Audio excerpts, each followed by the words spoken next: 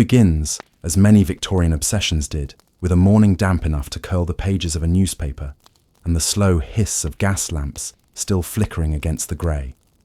Somewhere in London or Bath, or perhaps the Lake District, a gentlewoman, in an overdressed bonnet, peers through a slightly fogged window and sighs contentedly at the sight of her precious indoor fern, dewdrops resting lightly on the edges of its fronds, as if it too were breathing in the misty morning.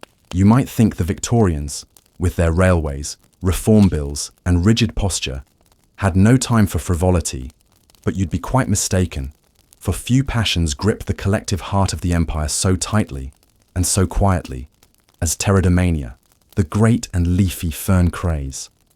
To wander through this world is to tiptoe into a delicate blend of science, snobbery, aesthetics, and sheer botanical delight, all wrapped in silk gloves and polished boots. You must imagine yourself strolling through the overstuffed parlours of 19th century England, where lace doilies sit beneath vases painted with maidenhair leaves, and where even the wallpaper seems to echo the curls and tendrils of fern species, imported from far-off lands with names meant to impress and mystify.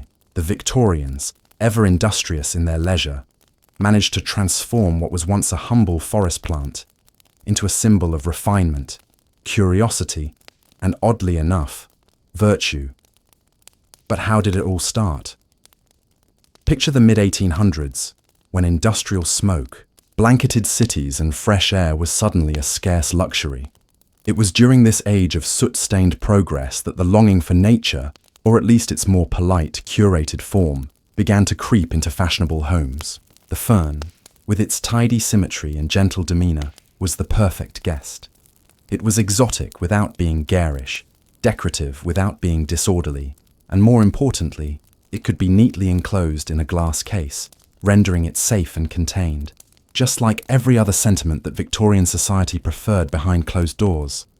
The invention of the Wardian case, a sort of elegant terrarium created by Dr. Nathaniel Bagshaw Ward, helped this leafy obsession flourish. Originally designed to protect fragile plants during long sea voyages, the Wardian case soon found its way into drawing rooms, conservatories, and even bedrooms.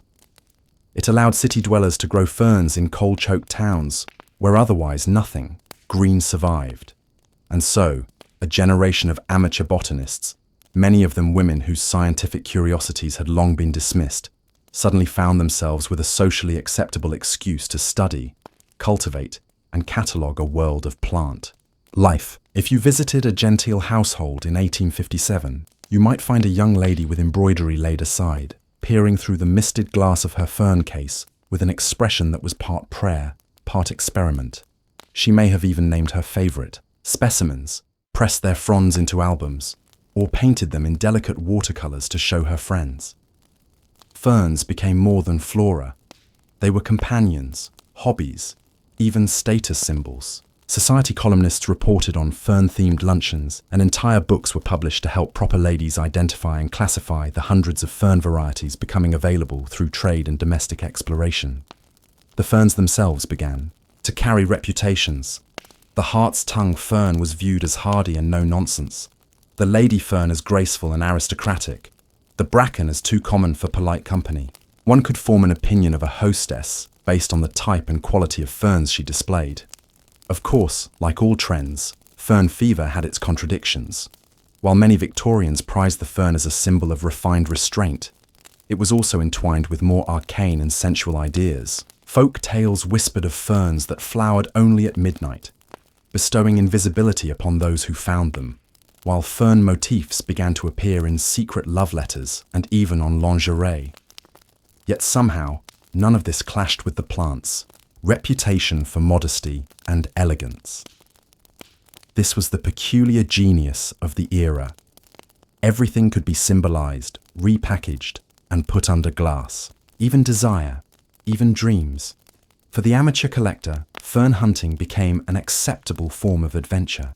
Entire families would pack hampers and head into the countryside, outfitted with special baskets, leather-bound guides, and the ever-important tweezers, used not for removing splinters, but for delicately extracting fronds from moist forest floors. These excursions were part picnic, part performance. Young ladies practiced their botanical Latin. Young men tried not to slip on mossy rocks. Everyone came home with dirt under their nails and a sense of triumph. It was the closest many would come to the kind of discovery usually reserved for the Galapagos. In a world that often relegated women to the parlour, Ferns offered a form of participation in the scientific and imperial projects of the day, albeit one framed in gentility and gloves. Fern albums, scrapbooks containing pressed specimens, handwritten notes, and careful illustrations became all the rage. A young woman might spend weeks perfecting her layout, practicing the correct way to flatten and mount a frond so its symmetry remained unbroken. These albums were shown off to guests like a modern-day Instagram feed curated not for likes, but for admiration of one's taste and patience. In some circles, a well-maintained fern album was a more impressive accomplishment than a well-played piano. Meanwhile, manufacturers seized upon the craze with predictable glee. Ferns were soon everywhere, engraved onto cutlery, embroidered onto linens, woven into carpet patterns, and etched into gravestones. One could not walk into a respectable shop without encountering some item adorned with curling green motifs. Even mourning jewellery featured tiny ferns, perhaps as a nod to their association with eternal growth, or simply because they looked lovely in silver filigree. No household was complete without at least one fern-adorned vase, preferably placed on a fern-patterned runner atop a fern-painted sideboard. There was a comforting sameness to it all, a soft repetition that made the home feel like a place of cultivated tranquility, even as trains thundered outside and empire expanded abroad. The fern, in all its unassuming glory, had become the backdrop to an entire aesthetic, one as much about escape as it was about elegance. But before the craze exploded into national obsession, before postcards and pottery and perfumed soap, there was simply the fern itself, ancient, undemanding, and endlessly varied. Its silent persistence, through geological eras and human chaos alike, made it feel both timeless and deeply of the moment.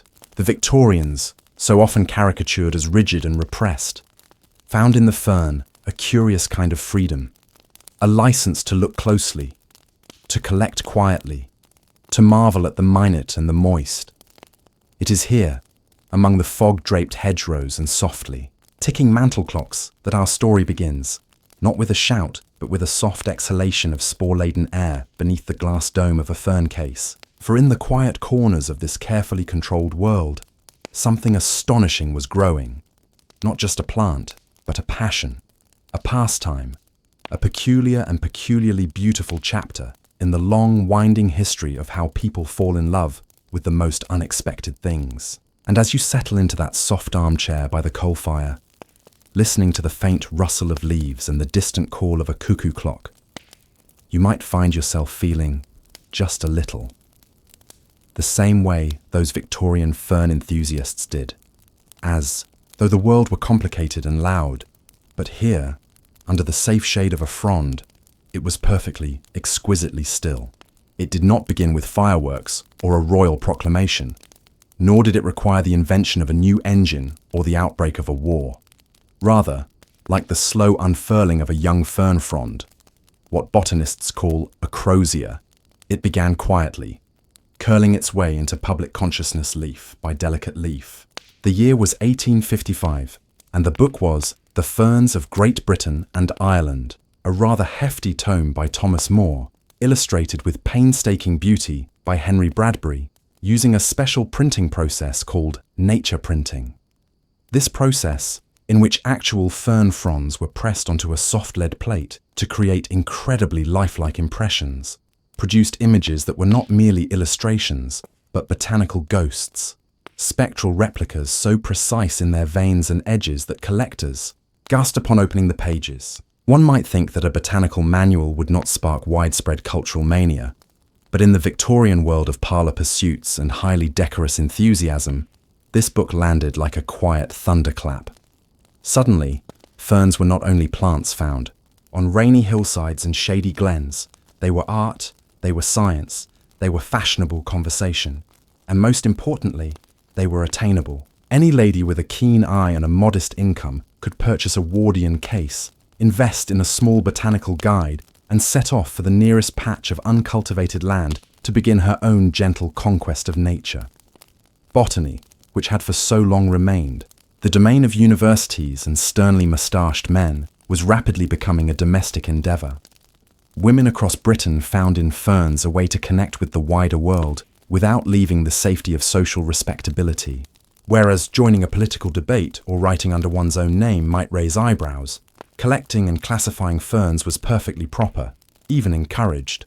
After all, Queen Victoria herself was said to be fond of ferns, and anything acceptable to Her Majesty swiftly became acceptable to everyone else. But the roots of fern mania were not planted by ladies alone. Clergymen, schoolmasters, postmen, and even miners found themselves enchanted by these strange green relics of the ancient world. In towns and villages throughout the British Isles, Sunday afternoons were no longer spent idly strolling, but rather with eyes cast downward, scanning hedgerows and mossy rocks for the delicate silhouette of a new species. Enthusiastic fanciers wrote to newspapers about their findings, and some even composed bad poetry in honour of their favourite fronds. There was something about ferns that invited a certain tender seriousness, a mix of reverence and scholarly fussiness that few other plants inspired. And then there was the mystery. Ferns, unlike flowering plants, reproduce via spores rather than seeds, and this method, invisible and nearly magical in its subtlety, struck the Victorian imagination like a half-remembered fairy tale. Children were taught that fern spores made one invisible if gathered at midnight on Midsummer's Eve, a notion with roots in ancient folklore. Adults, meanwhile, read scientific essays explaining the complicated alternation of generations involved in fern reproduction, and nodded sagely, whether or not they fully understood the diagrams. It is no surprise, then, that fern collecting became not just a hobby but a kind of secular pilgrimage. Families packed wicker baskets with jam sandwiches and bottles of ginger beer, strapped on sensible boots, and took to the countryside on what were known as fern holidays. These outings combined leisure, learning, and a sense of noble purpose. To spot a rare fern species, such as the Killarney fern in Ireland, or the alpine woodsia clinging to a cliffside in Scotland, was to achieve something akin to fame in the polite circles of botanical enthusiasts. Some individuals became local celebrities for their fern knowledge, known as pteridologists, even if they lacked any formal credentials. Clubs sprang up, some exclusive and snooty, others open to all comers. The Birkbeck Fern Club, founded in London, accepted both men and women, offering lectures and field trips and, most delightfully, tea served after each outing. But as with all fashionable obsessions, there came a moment when enthusiasm began to spill over into absurdity. Nurseries struggled to keep up with demand. The black market for rare ferns, especially those considered endangered, began to thrive. Fern rustlers, yes, actual fern rustlers, crept onto private lands to dig up choice specimens under cover of night. Landowners posted signs threatening prosecution. "Ferns will be shot," joked one exaggerated warning, though surely the ferns themselves had done nothing wrong. A kind of fern fever swept the Isles, and no respectable parlour could be without its potted examples. Some women carried pressed fern leaves in their prayer books. Others arranged them artfully beneath glass domes next to plaster busts of Aristotle and small bronze figurines of spaniels. Fashion houses began to incorporate fern motifs into their latest designs, with embroidery kits promising authentic, pteridological elegance. Wallpaper manufacturers offered entire catalogues of fern-themed patterns, ranging from the tastefully subtle to the positively jungle-like. And yet for all the trappings of commerce and trend, there remained something undeniably sincere about the fern craze. It was, at its heart, a movement driven by curiosity and care, a desire to know and preserve, to admire and catalogue the small green intricacies of the natural world. It gave people permission to kneel in damp soil and squint closely at lacy undergrowth, to carry a magnifying glass, not as a detective, but as a devotee. It created, in the quiet corners of the world, a sense of wonder that did not demand loudness or spectacle. In this way, Pterodomania offered an antidote to the clamour of the industrial age. As trains roared and factories belched, Victorians found in ferns a soft, ferny whisper of the past, a past untouched by coal and clockwork. There was comfort in their ancient lineage, in the knowledge that ferns had survived countless millennia without changing very much. They did not need petals or perfume to charm. They required only shade, moisture, and patient attention. This made them, in many ways, the ideal Victorian companion, and so the fern craze began, not with a single moment of madness, but with a gradual accumulation of attention, affection, and admiration. It bloomed not in greenhouses, but in minds and parlours, in pages and pressings, in the gentle rituals of collecting and sharing. Even as the world changed at dizzying speed, the fern remained still, steady, curled, and somehow eternal. And to those who paused long enough to notice, that quiet endurance seemed like a kind of grace. In the shadowy corners of Victorian drawing rooms, where heavy curtains muffled the outside world, and time seemed to slow to the measured tick of a pendulum clock, the fern reigned supreme, not just as a decoration, but as an object of gentle reverence, a symbol of both scientific curiosity and polite domesticity. And so it was that countless women, many of them educated in the quietly determined way allowed to the middle and upper classes of their time, turned their attentions not to political pamphlets or philosophical treatises, which might have raised awkward questions in mixed company, but to the soothing and socially acceptable practice of fern study, an endeavour both ornamental and intellectual, which could be pursued in the comfort of one's own home, or garden, or modest conservatory, if one were fortunate enough to possess such a thing. It is here, in these middle-class parlours lined with shelves of poetry and blue and white ceramics, where the truly earnest fern enthusiasm found its strongest foothold. For the pursuit of ferns was never solely about the plants themselves, but about what they allowed. Solitude disguised as scholarship, seriousness wrapped in softness, science made suitable for women in crinoline and lace. To press ferns was not simply to dry and flatten foliage, but to participate in a quiet rebellion, a reclamation of space for thought and observation, in a world that often denied both to women. And so the fern albums began, thick books bound, in tooled leather or wrapped in scraps of old wallpaper, filled with page after page of carefully pressed fronds, labelled in delicate cursive with names like Asplenium trichomanes and Polisticum aculeatum. Each entry an act of attention, an affirmation that this moment, this walk in the woods, this curled little green marvel mattered. And in these albums one sees not just botanical samples, but the fingerprints of memory, the texture of an afternoon, long past, the slight tear in a page where someone hesitated, perhaps sneezed, perhaps laughed too hard and startled the cat. And so the albums, dusty now and tucked away in museum archives and private collections, become not only scientific records but quiet diaries, testaments to lives lived in the margins of official history.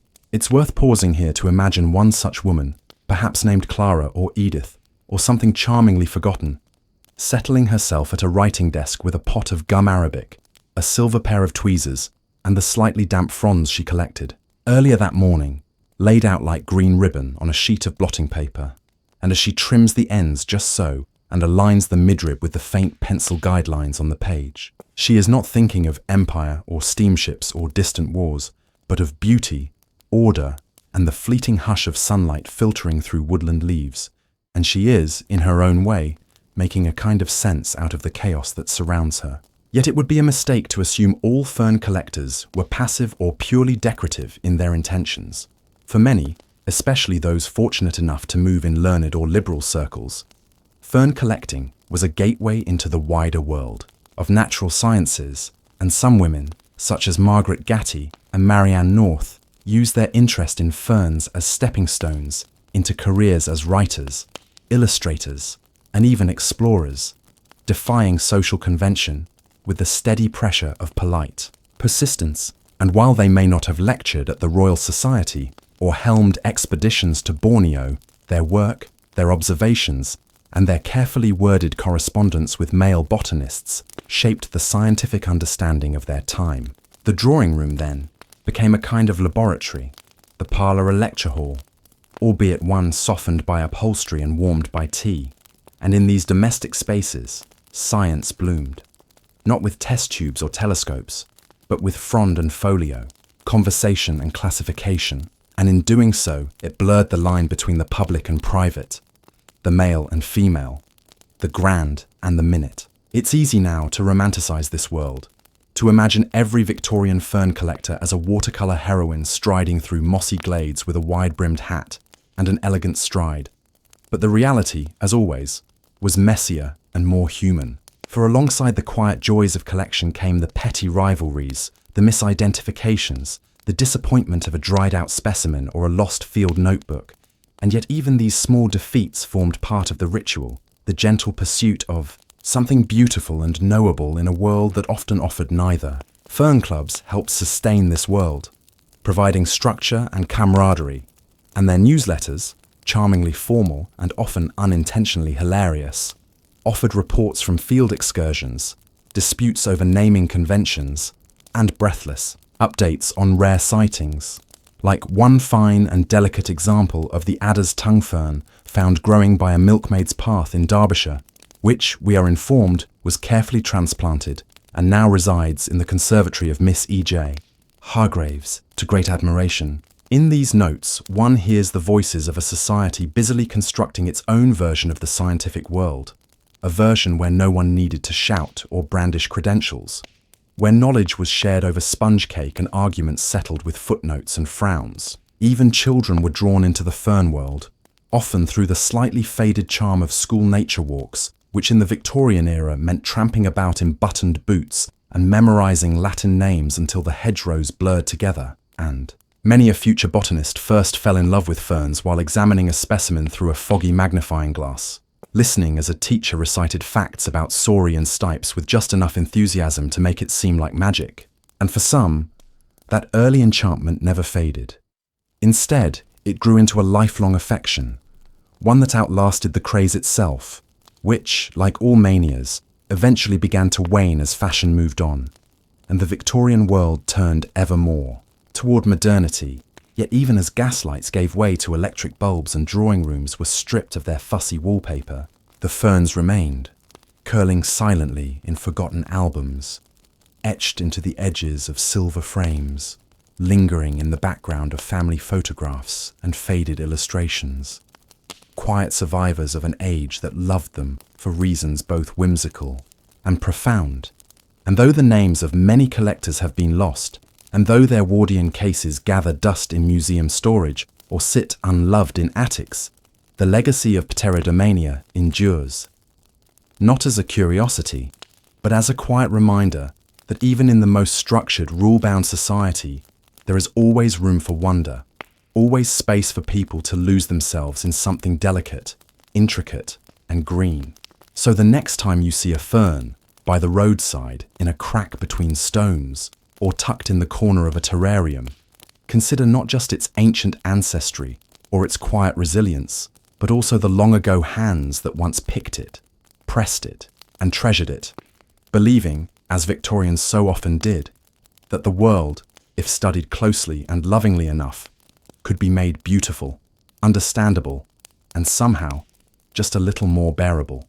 It might seem quaint now, even a little absurd, but there was a time when the most vital tool in a respectable lady's scientific arsenal was not a microscope or a textbook, or even a set of field guides, but a pair of tweezers, thin, gleaming, and usually made of silver or brass, nestled inside a small velvet-lined case, along with a tiny pair of curved scissors, a soft camel hair brush, and sometimes even a miniature spoon, the entire set fitting neatly into a satchel, no larger than a modern pencil case. And yet this unassuming collection of tools was the gateway to hours of serious, meticulous labour, the kind that required quiet, patience, and a fondness for the delicate and the slow, which, in many ways, was the ideal tempo for Victorian life, when measured not by the shrill whistles of industry, but by the soft ticking of a mantel clock or the clink of a teacup against porcelain. Once a fern frond was collected, often during a countryside walk where the fresh air was considered as medicinal as the plant itself,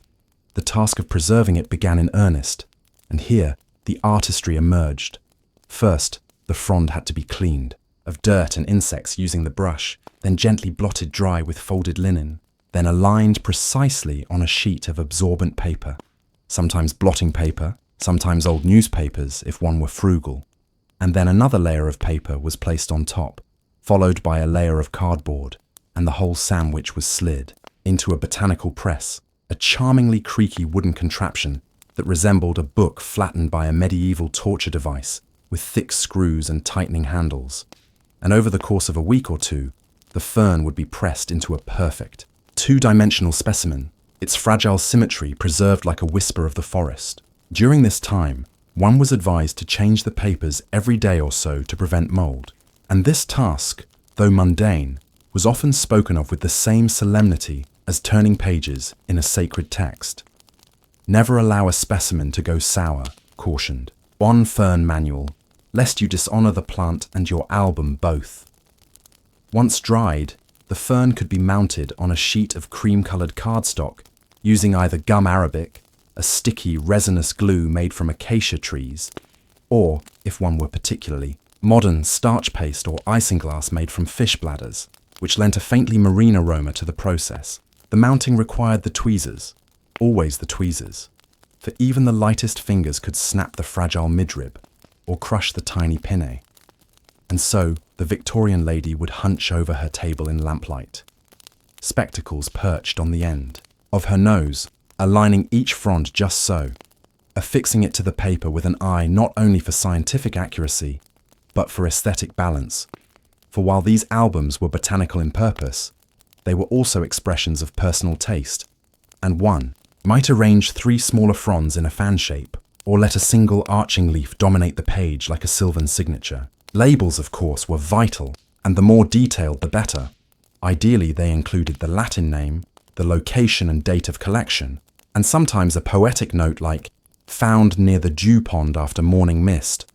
For in this era, the botanical and the sentimental were not mutually exclusive.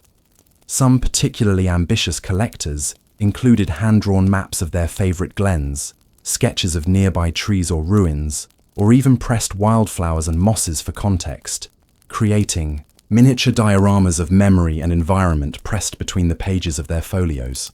And while most albums were kept for private study or shown off to house guests with modest pride, "Would you like to see my Adiantum capillus veneris? I found it behind a waterfall." Others were sent to local naturalist societies, where they might be displayed in glass cases alongside mineral samples and taxidermied birds. The names of the collectors, usually Miss or Mrs., inscribed on little placards, thus earning them a place, however humble, in the great catalogue of national knowledge. It was not uncommon for enthusiastic ladies to write letters to noted botanists, describing their discoveries in painfully polite prose and enclosing flattened fronds wrapped in wax paper and tied with string.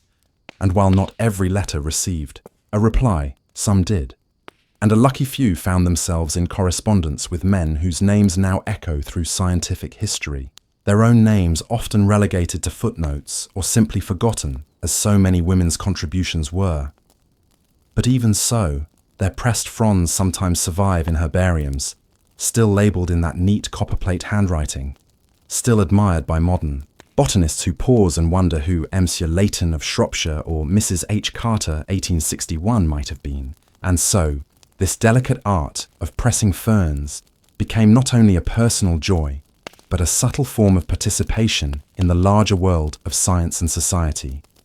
A way for women who were barred from universities and laboratories to contribute their careful observations and add to the collective understanding of Britain's flora, all while remaining safely within the bounds of social decorum. Tea played a surprisingly important role in this ecosystem, not just as a refreshment, but as part of the ritual. For many, a fern club meeting or garden outing concluded with a spread of scones, seed cake, and endless cups of black tea served in china cups with faded gold rims. And as the attendees discussed their latest finds and compared notes on soil acidity or sunlight preferences, they did so amid the tinkle of teaspoons and the occasional thump of a dropped field guide, and in this gentle convergence of science and sociability, a uniquely Victorian culture was born, one where inquiry was wrapped in lace, and discovery came with a slice of lemon drizzle cake. Indeed, it was often the shared experience of fern hunting that forged friendships, some of them lasting decades, and in letters and diaries from the period we find affectionate references to my ferning companion, or dear Eliza, who first taught me to spot the heart's tongue, suggesting that for many, these botanical pursuits were not solitary hobbies but the framework of a whole social life, rich with coded meanings, whispered confidences, and the thrill of discovering something new together under a dripping overhang or in the cool damp hush of a beechwood grove. It must be said, of course, that the fern mania had its critics, some who viewed it as a frivolous fad, others who bemoaned the damage done to wild populations by over-enthusiastic collectors, and a few who simply could not understand how anyone could get excited about something that didn't even flower. But the fern aficionados, in true understated British fashion, ignored such remarks with a raised eyebrow and a return to their mounting boards, convinced that the world would one day come around to their way of thinking, and in many ways it has, for today, long after the peak of pterodomania has faded into history. Ferns remain a favourite of gardeners, artists, and daydreamers alike, appreciated not for their rarity or trendiness, but for their quiet beauty and the faint rustle of ancient forests they carry in their veins. The tools may have changed. Digital photography and spreadsheets have replaced tweezers and leather-bound albums, but the impulse remains the same: to notice, to preserve, to celebrate the overlooked, the intricate, the green and growing things that persist quietly in the background of human life, just as they did in those lamplit drawing rooms, where ladies in crinolines bent over their fern presses, humming gently to themselves and dreaming, perhaps, of mossy banks and shady glades, where the world slowed down just enough to catch its breath. As fern fever swept through Britain's parlour rooms and shaded gardens, its tendrils did not stop at the white cliffs of Dover, but followed the ships and steamers that crisscrossed the British Empire, slipping into luggage beside lace gloves and linen waistcoats packed next to boxes of tea, jars of jam, and the occasional journal with a marbled cover, because where the Victorians went, be it to New Zealand, Jamaica, or India, their ferns and their fern mania went with them, spreading, not unlike the plants themselves, quietly, persistently, and with a remarkable ability to take root in new environments. It is perhaps no surprise that ferns became an unintentional botanical emblem of empire. For just as the British saw themselves as civilizers of wild lands, they also saw the collecting and categorizing of plants as a way to bring order to nature. And nowhere did this impulse play out more vividly than in the systematic cataloguing of the world's ferns, which were regarded as both alluringly exotic and reassuringly familiar. Ferns, after all, existed on every continent except Antarctica, and so in places as varied as the cool hills of Ceylon or the cloud forests of Sierra Leone, colonial settlers could find comfort in their fronded companions while simultaneously discovering dozens of new species to name, sketch, press, and send back home. The Wardian case, that humble sealed glass box invented by Nathaniel Bagshaw Ward, made it possible for living plants to survive long sea voyages without wilting or dying of salt exposure. And it was this invention that allowed Victorian fern hunters to ship live specimens from the tropics to the temperate gardens of London and Edinburgh, where the Royal Botanic Gardens received them like delicate foreign dignitaries, cushioning their roots in moss and recording their arrival with a mixture of ceremony and scientific rigour. A fine specimen of Cyathea arborea arrived from Trinidad aboard the HMS Ariadne, May 1871. Appears healthy, fronds unfurling well. But the appeal was not limited to professional botanists or imperial bureaucrats. Amateur collectors across the empire took to fern hunting with the same enthusiasm as their British counterparts, often blending local knowledge with Victorian, collecting traditions in fascinating ways. In Australia, settlers documented tree ferns as tall as houses and learned Aboriginal names for species that had been used medicinally for generations. The though these names were rarely recorded with the care given to Latin binomials. In India, British women stationed in the hill towns of Simla and Ooty collected Himalayan ferns with the same reverence they had shown in the dells of Devon, marvelling at the feathered shapes and dramatic curls that unfurled from the mossy walls of monsoon-drenched pathways, and their letters home are full of references to enchanting specimens found near the tea plantation, or a peculiar species not noted in Hooker's manual. Sometimes they enlisted the help of local children to gather the plants, offering coins or sweets in exchange for fronds carefully wrapped in banana leaves or tucked into folded linen handkerchiefs.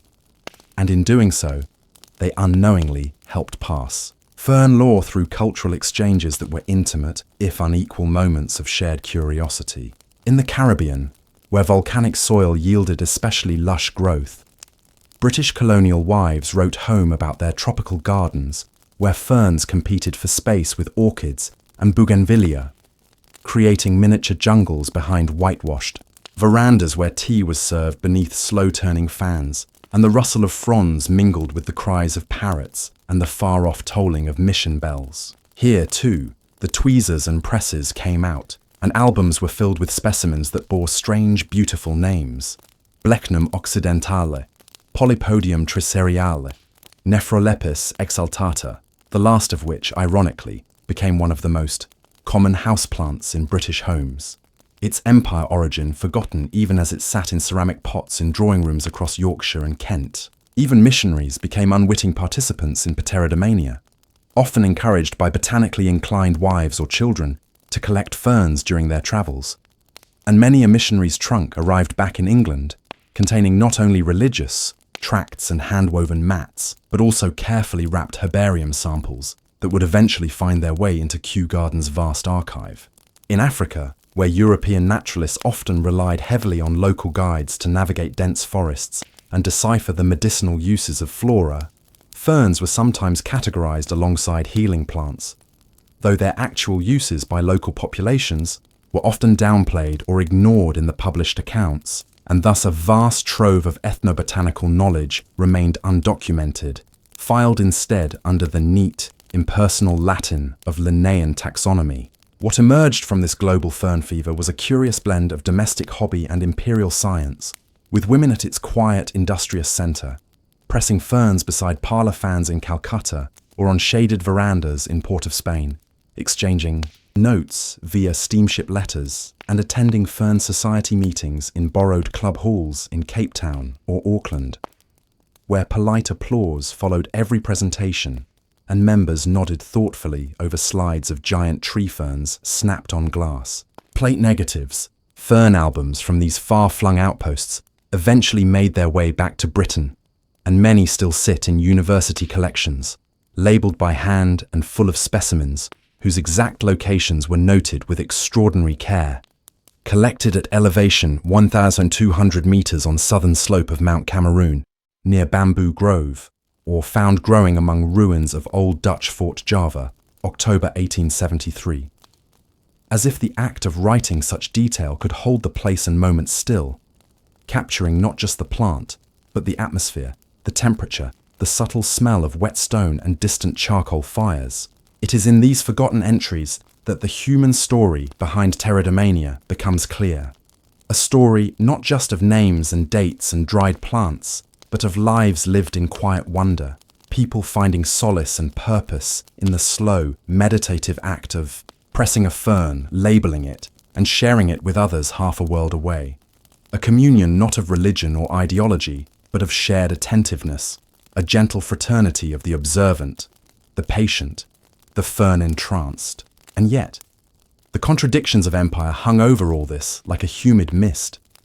These women, so diligent and exacting in their botanical pursuits, were part of a larger system that extracted not just ferns, but labour, land, and lives from the colonies. And their albums, though innocent in appearance, are in some ways relics of this complex dynamic. Quiet artifacts of a world divided between the collector and the collected, the observer and the observed. Still, within the constraints of their time, these fern-collecting women created something enduring, a global network of amateur science rooted in wonder, and a legacy of documentation that still informs the work of modern botanists and historians alike. When we flip through these albums today, seeing the brittle outlines of fronds that once swayed in foreign breezes, we are touching not just plant matter, but memory. Memory of sunlight filtered through leaves, of the feel of damp soil beneath, a boot, of the joy of discovery that needs no fanfare, no great achievement, just a quiet moment of seeing something lovely and choosing, deliberately, to preserve it. And perhaps, in this small act of preservation, the fern collectors of empire found something they could hold on to in a world that was rapidly changing around them. Something ancient, something green, something that spoke in silence and curls and shadows, something that, like themselves, endured quietly, gracefully, and without asking too much of the world in return. The Fern album, bound in green or maroon cloth, embossed in faded gold with titles like Ferns of the British Isles or My Botanical Journal, and often personalised with initials in careful copperplate script, was more than just a hobbyist's keepsake in the Victorian age. It was a mirror of the era's deepest values, anxieties, and quiet dreams, wrapped up not in manifestos or novels, but in the fragile, symmetrical fronds of plants that had been pressed, labelled, and affixed to thick pages with the precision of a miniature engineer and the devotion of a monk illuminating a manuscript. For the Victorian fern collector, the album served as a private retreat, a world of order and calm that stood in stark contrast to the increasingly industrial, chaotic, and morally complex world unfolding just beyond the parlour walls. Steam. Trains roared through previously pastoral landscapes. Factories belched smoke into skies once traversed only by birds and prayer, and the rhythms of life, once tied to seasons and bells, were now dictated by clocks and timetables and telegraphs that ticked and clicked with the urgency of empire. And into this world of gears and soot came the Fern album, serene and unhurried, where each specimen waited patiently to be examined, identified, and admired in silence, as though offering the collector a moment of sanctuary from the clamour of progress. These albums were not standardised or mass-produced in content. They reflected their maker's personality, with some pages teeming with notes and sketches and Latin names underlined twice in ink, while others bore only a single, delicately mounted frond, labelled simply Near Keswick, June 1872, as if to say that the memory of the moment mattered more than its scientific classification. And for women, who were excluded from most scientific institutions and publications of the time, the Fern album was a rare space where they could act as both observer and curator, blending the aesthetic with the empirical in ways that quietly subverted the norms of the day. Few women published botany papers, but many documented their findings in albums, corresponded with other enthusiasts, and even contributed anonymously to larger botanical works. Their voices hidden, but their insights, present in footnotes, field notes, and pressings that became reference material. For young ladies, the Fern album was often introduced as a genteel accomplishment, part of the broader program of feminine cultivation that included piano playing, watercolours, and conversational French. But for some, it became far more than a pastime. It became a quiet passion, a lifelong pursuit that accompanied them from maidenhood to marriage and widowhood, the pages growing thicker and more brittle with each passing year as they moved from ferns gathered on youthful walks with sisters to those pressed on solitary rambles in later life, each frond a bookmark in their own story, sometimes annotated, with little notes like, "Papa picked this one on his last walk before his cough returned," or, "Found on our honeymoon trip to the Lake District, cloudy but beautiful. John held the umbrella while I collected it." In this way, the Fern album was a diary by other means, less prone to scandal or revelation, but just as revealing in its quiet way, offering a vision of Victorian interior life that is soft, tender, and meditative. This was not the age of blazing self-expression, after all, but one of self-discipline, restraint, and the careful cultivation of acceptable emotions. And what better metaphor for that than a fern, with its tightly curled fiddleheads, slowly unfurling under the right conditions. Its beauty best revealed not in bloom or flash, but in form, repetition, and delicate symmetry. And it wasn't only women who kept these albums. Men, too, particularly clergymen and country doctors with scientific leanings, often maintained their own botanical journals, though theirs tended to be more taxonomic in tone, concerned with variety, geography, and classification rather than memory or mood. But even these reveal something of the mindset of the time, a belief in the power of nature to soothe, to instruct, and to offer a moral example. Ferns, after all, were clean, modest plants, untouched by the vulgarities of flowers that bloomed with garish petals or odorous allure. They were, in the eyes of many Victorians, the very image of natural, chastity and discipline, flourishing in quiet, shaded places, unobtrusive, enduring, and evergreen. And as such, they were often likened to virtues, modesty, humility, patience, and featured in sermons, essays, and even children's books as emblematic of ideal Christian character, the kind of plant one might imagine sprouting near the gates of Eden. Had Eden had undergrowth? This symbolic power made fern albums more than scientific documents. They were moral texts of a kind, subtle lessons in how to be in the world, how to find beauty in the small and the overlooked, how to engage with nature not as conquerors or consumers, but as reverent observers. Of course, this was an ideal more often imagined than practiced. The same society that praised the modesty of ferns was also digging railways through hillsides and uprooting ancient woods to build factory towns. But in the quiet act of assembling an album, the contradictions of empire, industry, and piety could be momentarily held at bay, and something gentler could take their place. It is for this reason, perhaps, that so many fern albums have survived intact, passed down through families or donated to local archives, their pages still smelling faintly of old glue and paper, and the damp mineral scent of the ferns themselves, preserved like pressed memories waiting to be read not just by botanists, but by historians, artists, and the quietly curious who find in these albums a soothing reminder that the past was not all noise and bluster, but also included long afternoons, in shaded lanes, the feel of cool moss underfoot, and the quiet joy of finding a new frond tucked in the corner of a low stone wall.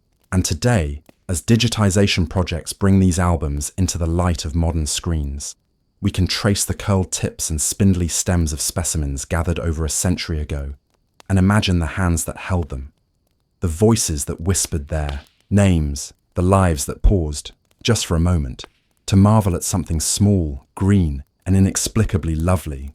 In these pauses, perhaps, lies the true legacy of Victorian fern collecting. Not the taxonomy, not the imperial context, not even the albums themselves, but the cultivated habit of wonder, the practice of looking closely, patiently, and with reverence. A habit that speaks across time in the language of fronds, of fiddleheads, of things that unfurl slowly and never in haste.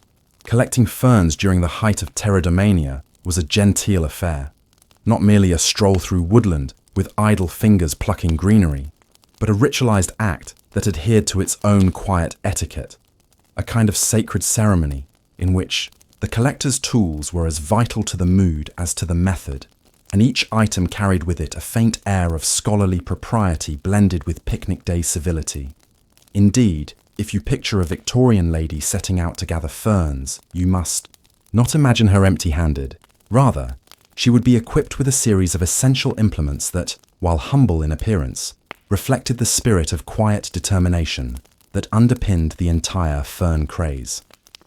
The soft bristled brush for gently cleaning the soil from delicate roots, the slender silver tweezers for lifting dainty specimens without bruising the fronds, the black leather field journal with its pressed blotting paper into leaves, the miniature magnifying glass for inspecting sori, those mysterious little dots under the fronds, and of course, the tin collecting case, often slung across the shoulder like a fashionable reticule, where cuttings could be kept fresh until they could be pressed at home. Some added a pocket knife for trimming stubborn roots, though many preferred to dig gently with a spoon, a choice that sounds laughable until you realize how earnestly devoted they were to preserving the root systems intact, so that the specimen, might survive not only pressing but transplantation into their carefully curated indoor ferneries.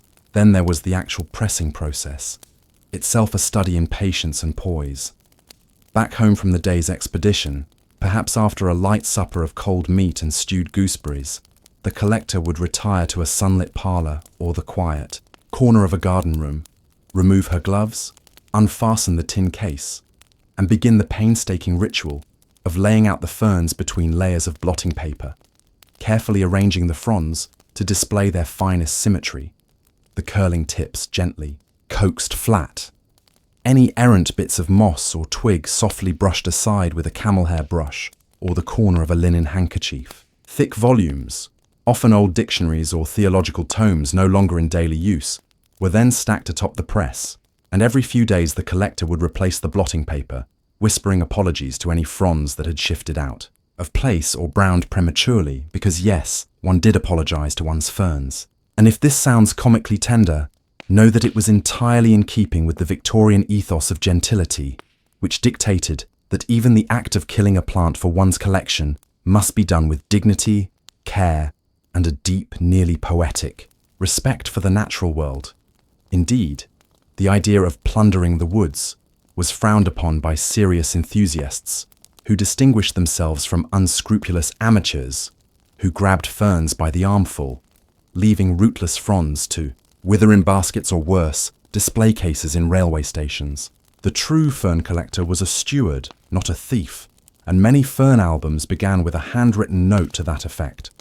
All specimens herein gathered with care and conscience, and only in moderation, for the preservation of nature and the pleasure of quiet study. As fern collecting grew in popularity, it also became more codified. Guides were published with long-winded titles like A Manual of the British Ferns and Their Allies for the Use of Ladies, Clergymen, and Other Persons of Discerning Disposition. And these contained not only identification keys and watercolour plates, but also guidance on the best seasons to collect, how to avoid disturbing nesting birds while rummaging for Polypodium vulgar near riverbanks, and tips on how to politely explain to one's neighbours that no, one was not picking weeds, but rather studying a cryptogamic specimen for scientific and ornamental purposes. Children, too, were drawn into this quiet world, their nimble fingers particularly well suited to untangling fronds from brambles or retrieving elusive specimens from damp crevices just out of reach of adult hands. And thus many a Victorian child found themselves on weekend excursions with Aunt Clara or Cousin Beatrice, their pockets full of moss and their minds slowly shaped by the gentle rhythms of fern gathering, learning not only the names of local flora, but also the values of patience, observation and restraint. Boys might grow out of it, turning their attentions to fossil hunting or beetle pinning. But many girls continued the practice into adulthood, their fern albums aging alongside them, slowly accumulating specimens from new counties, new climates, and even, for the well-travelled, new continents. And then there were the indoor tools, for those who kept live ferns in their homes, rather than just flattened ones on paper. Small watering cans with swan neck spouts for misting without drenching, bell jars to create humidity domes, wooden stands with brass rollers to adjust the position of the fern so it received just the right amount of sunlight, and even specialized glass cases fitted with little thermometers and barometers so the fern fancier could track growing conditions with near scientific precision. These tools were not mass-produced in the way gardening gear is today, but rather bespoke or adapted from household items.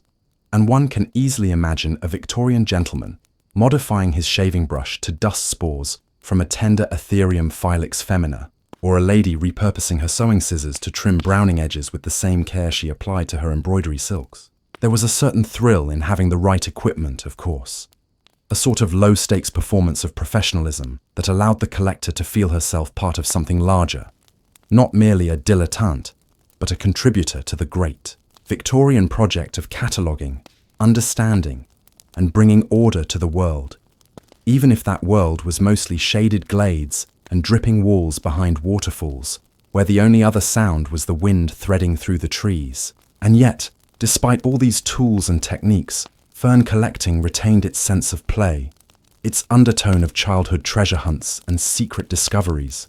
The moment when, after searching fruitlessly for an hour, one spotted the distinctive, forked fronds of a rare specimen half hidden in leaf litter and gasped, then knelt down with the reverence usually reserved for finding a lost ring or a bird's egg intact. Even the simplest tools, a ribbon-tied bundle of blotting paper, a loop of string for holding specimens, took on talismanic significance, and many collectors were fiercely loyal to their chosen instruments, insisting that a particular spoon or scrap of silk pressing cloth brought better results than any newly acquired device. And so, fern collecting became not only a science and a hobby, but also a gentle art form, one where the tools were not merely functional, but part of a ritual of mindfulness that allowed the collector to step, for a while, out of the loud world of industry and society and into the hush of green shade, where the only urgency was the slow unfurling of a frond,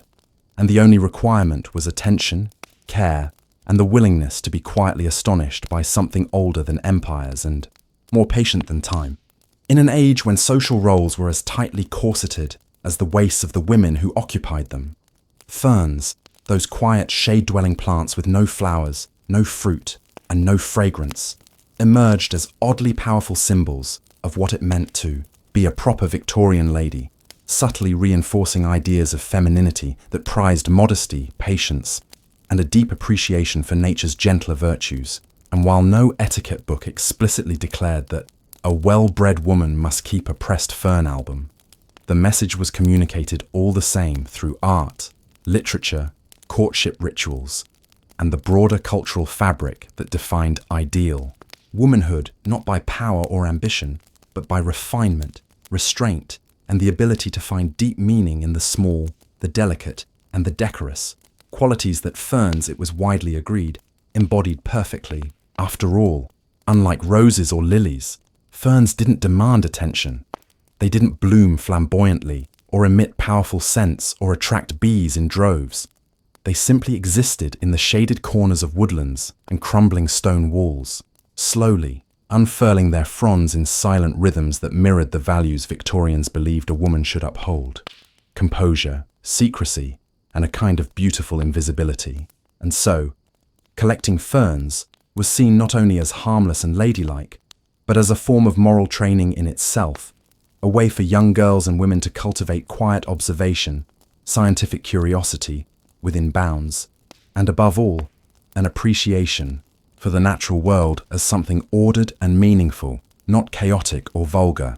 As one guidebook from the 1850s delicately put it, the study of ferns directs the young lady's attention to those forms which, though humble, are no less elegant, and inspires in her a sentiment of modest delight, which in Victorian terms was practically a thesis statement on the virtues of chastity. This sentiment was so widely accepted that fern imagery began creeping into the broader visual culture of femininity. Ferns appeared on calling cards, were embroidered on handkerchiefs and gloves, painted onto porcelain tea sets, and carved into the backs of chairs and the borders of mirrors, making them part of the aesthetic landscape of female domesticity, a kind of botanical wallpaper for womanhood that was both literal and symbolic. Some young women even wore brooches in the shape of ferns or adorned their letters with fern-embossed seals, not just because the shape was pretty, but because it communicated a whole catalogue of unspoken values.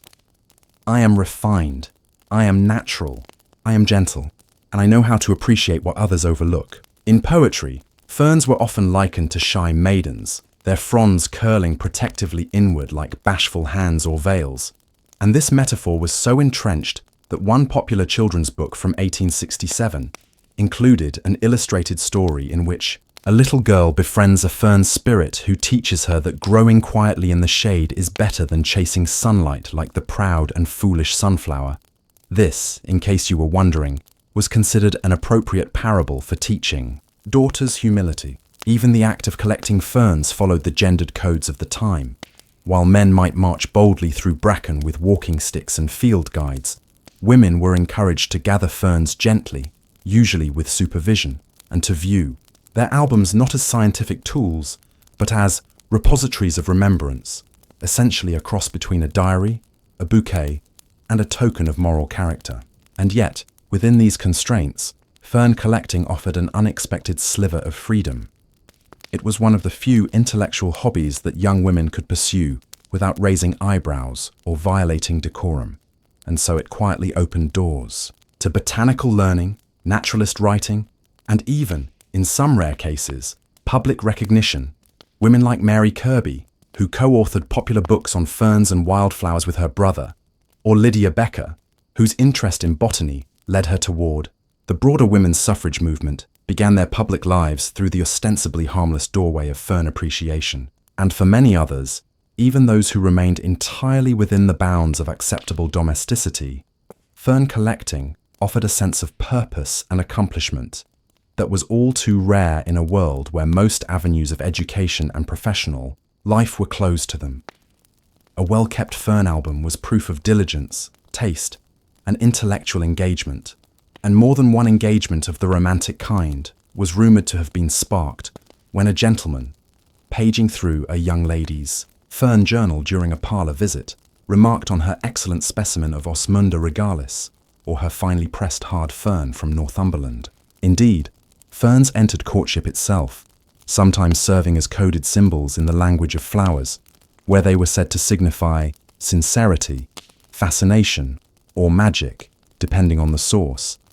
And a gift of a pressed fern in a letter could be read as both an aesthetic gesture and a quiet declaration of sentiment, especially if that fern had been collected on a walk shared by the giver and recipient in some shady wood or rain-drenched hillside where boots squelched and eyes met and nothing was spoken aloud except perhaps, "Mind your footing, there's a root." And for those already married, ferns adorned wedding albums, christening gowns, and even mourning brooches, their evergreen nature making them potent symbols of both enduring love and eternal memory, suitable for all the key moments of a Victorian woman's life, from courtship to widowhood. But perhaps the most quietly radical thing about the association between ferns and femininity is how it allowed women to construct a private world of beauty, knowledge, and meaning that was entirely their own. A fern album, after all, was not meant for public exhibition in the way that paintings or formal publications were.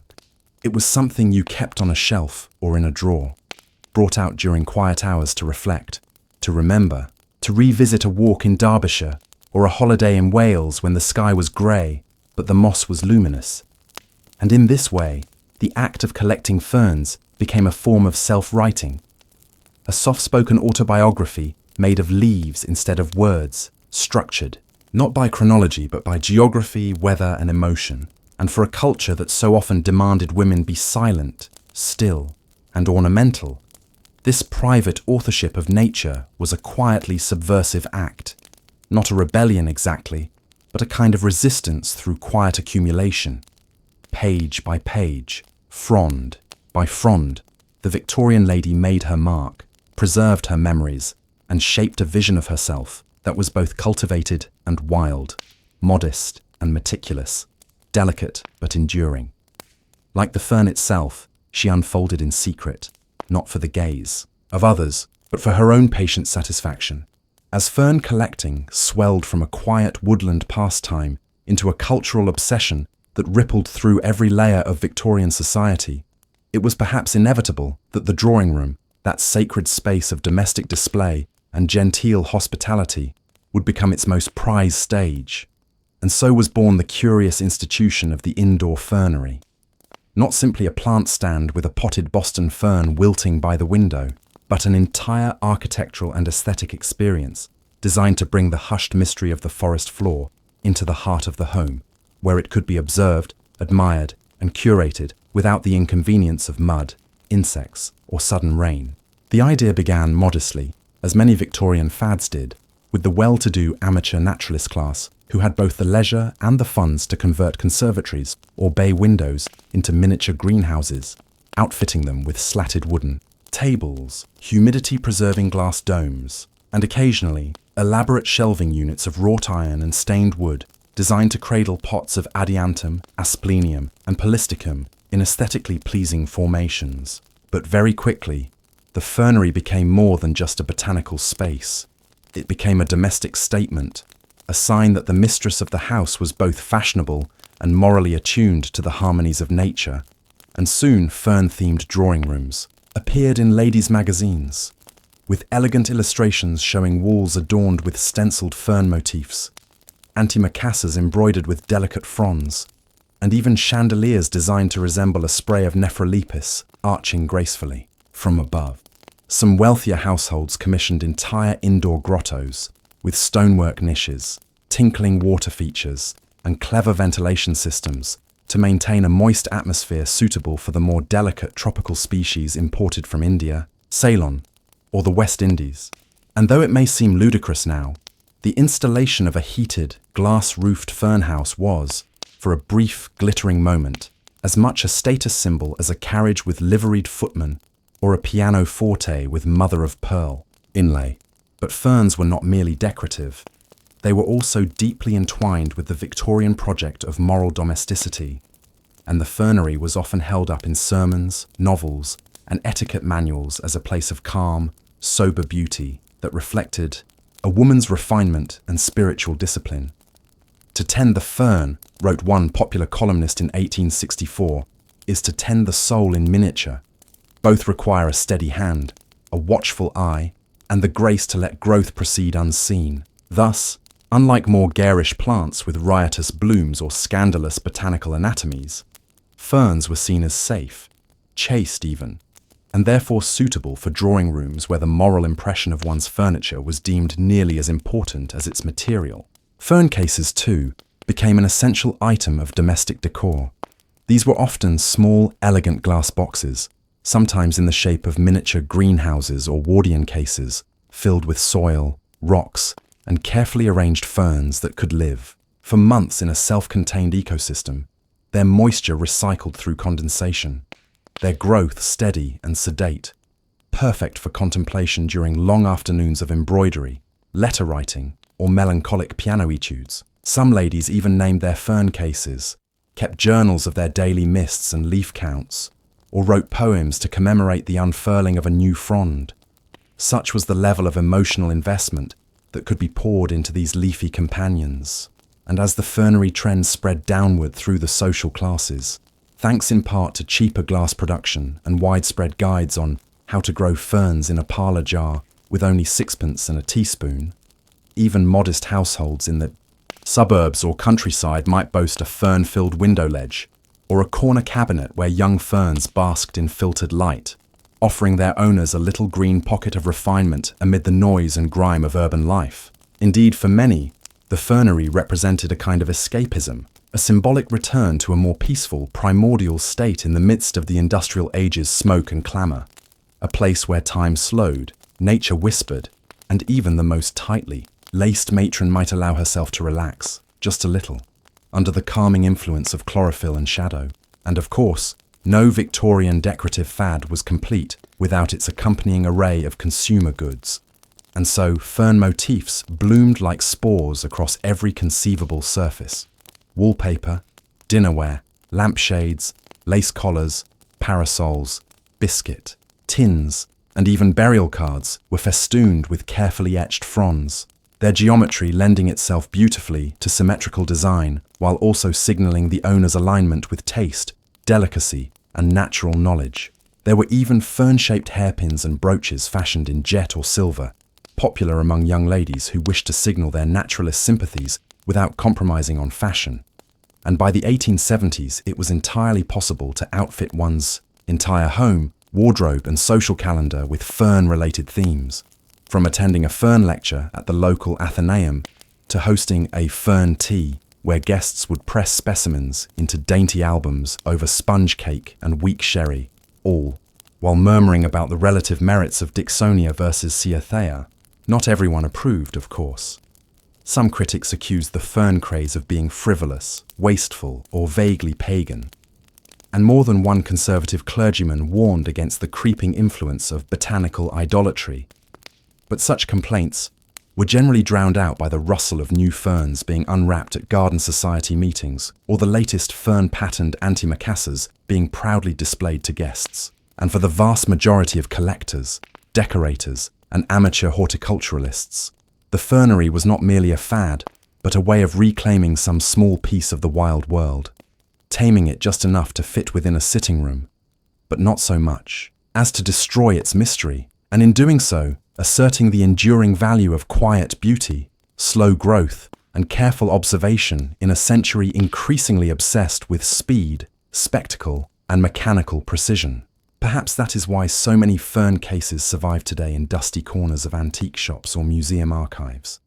Not just because they are lovely objects, though they are, but because they bear witness to a moment in history when an entire culture paused, quite literally, to watch the leaves grow. By the mid-19th century, what had begun as a fashionable hobby for gentlewomen with a fondness for embroidery and woodland strolls had started to take on the veneer of scientific seriousness, as Victorian society, already deep in the throes of cataloguing, measuring, and naming every living thing on Earth, looked upon the fern not just as a decorative frond for parlour tables or embroidery samplers, but as a worthy object of taxonomic obsession, and thus emerged a new breed of citizen botanist. The fernologist, armed not only with a tin collecting box and a pair of tweezers, but also with field guides, magnifying lenses, journals, and the unshakable conviction that the key to understanding the universe might be found in the precise measurement of pinnules. These fern enthusiasts, both male and female, though often still confined by the gendered expectations of the time, would spend their weekends scouring moors, quarries, riverbanks, and railway embankments in search of rarities, specimens that might elude even the most comprehensive fern guides, recording minute details of stem texture, sori arrangement, and sporangia colour in beautifully illustrated notebooks that blended art with natural science in a way only the Victorians could make look both romantic and alarmingly meticulous. But the trouble was that ferns, those unassuming plants that seemed so gentle and straightforward, were in fact maddeningly complex. They reproduced via spores rather than seeds. Their reproductive organs were hidden and microscopic, and many species could hybridize with one another or change form depending on soil, light, or humidity, leading to endless confusion among even the most seasoned fern hunters, who found themselves bickering over whether a particularly curly specimen was a new species, a variant, or merely a diseased version of something already known. Victorian taxonomy, with its love for order and Latin naming conventions, responded with predictable gusto by naming more species, subspecies, and varieties than the poor ferns could comfortably accommodate, resulting in a floristic free-for-all that filled endless pages of botanical journals and catalogues with names like Polypodium vulgar var, Cambricum, or Asplenium trichomones, multifidum, some of which later turned out to be imaginary, duplicates, or the same plant collected in different weather. And yet this frenzy of naming was not seen as a failure, but rather as an act of cultural and intellectual virtue, a way of taming the chaos of nature and asserting human mastery over the wild. Each new classification, each carefully labelled herbarium sheet, was a tiny triumph of logic and ink over mossy entropy, and many an amateur phenologist saw themselves not merely as collectors, but as participants in a great imperial endeavour to know the world, catalogue it, and place it in its proper box, even if that box sat on a shelf next to 18 others that looked suspiciously similar. Scientific societies sprang up across Britain, with regional fern clubs publishing newsletters, organising field trips, and encouraging debate over taxonomic discrepancies. Was that really a Lastrea dilatata cristata or merely a heat-warped Dryopteris? And some of these societies even included women, particularly those of independent means and advanced education, who, though not always allowed to publish in the same journals as their male peers, nonetheless contributed anonymously or under initials to the growing literature of fern science. Books like The Ferns of Great Britain and Ireland, co-authored by Thomas Moore and featuring breathtaking chromolithographic plates by Henry Bradbury, elevated the humble fern to a thing of national botanical pride, while lesser-known handbooks such as Our Woodland Ferns or The Young Collector's Fern Companion flooded the market with guidance for eager beginners, encouraging them to develop their own collections, make microscopic observations, and even experiment with spore germination. A process that involved creating the perfect damp, shaded environment in a glass dish, and then waiting, often for weeks, to see the first tiny thread-like filaments emerge. a test not only of patience, but of one's belief in the invisible magic of plant reproduction.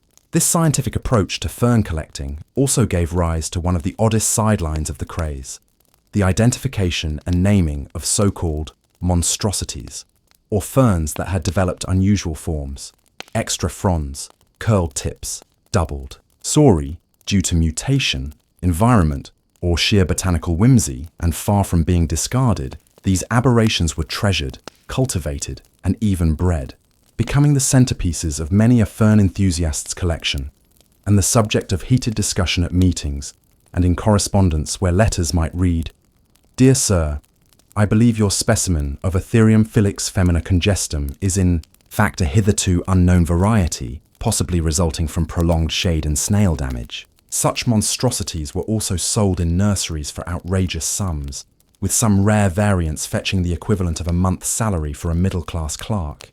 And they were displayed with pride in fern houses and at flower shows, where ferns, that looked like they had been through a botanical washing machine, were praised for their uniqueness and scientific interest. And while all of this might seem delightfully eccentric from a modern perspective, at the time it was very much in keeping with the Victorian desire to explore, map, and understand the natural world in ever-increasing detail. A mindset that found echoes in everything from railway timetables to phrenological head maps to museum collections of beetles and bones.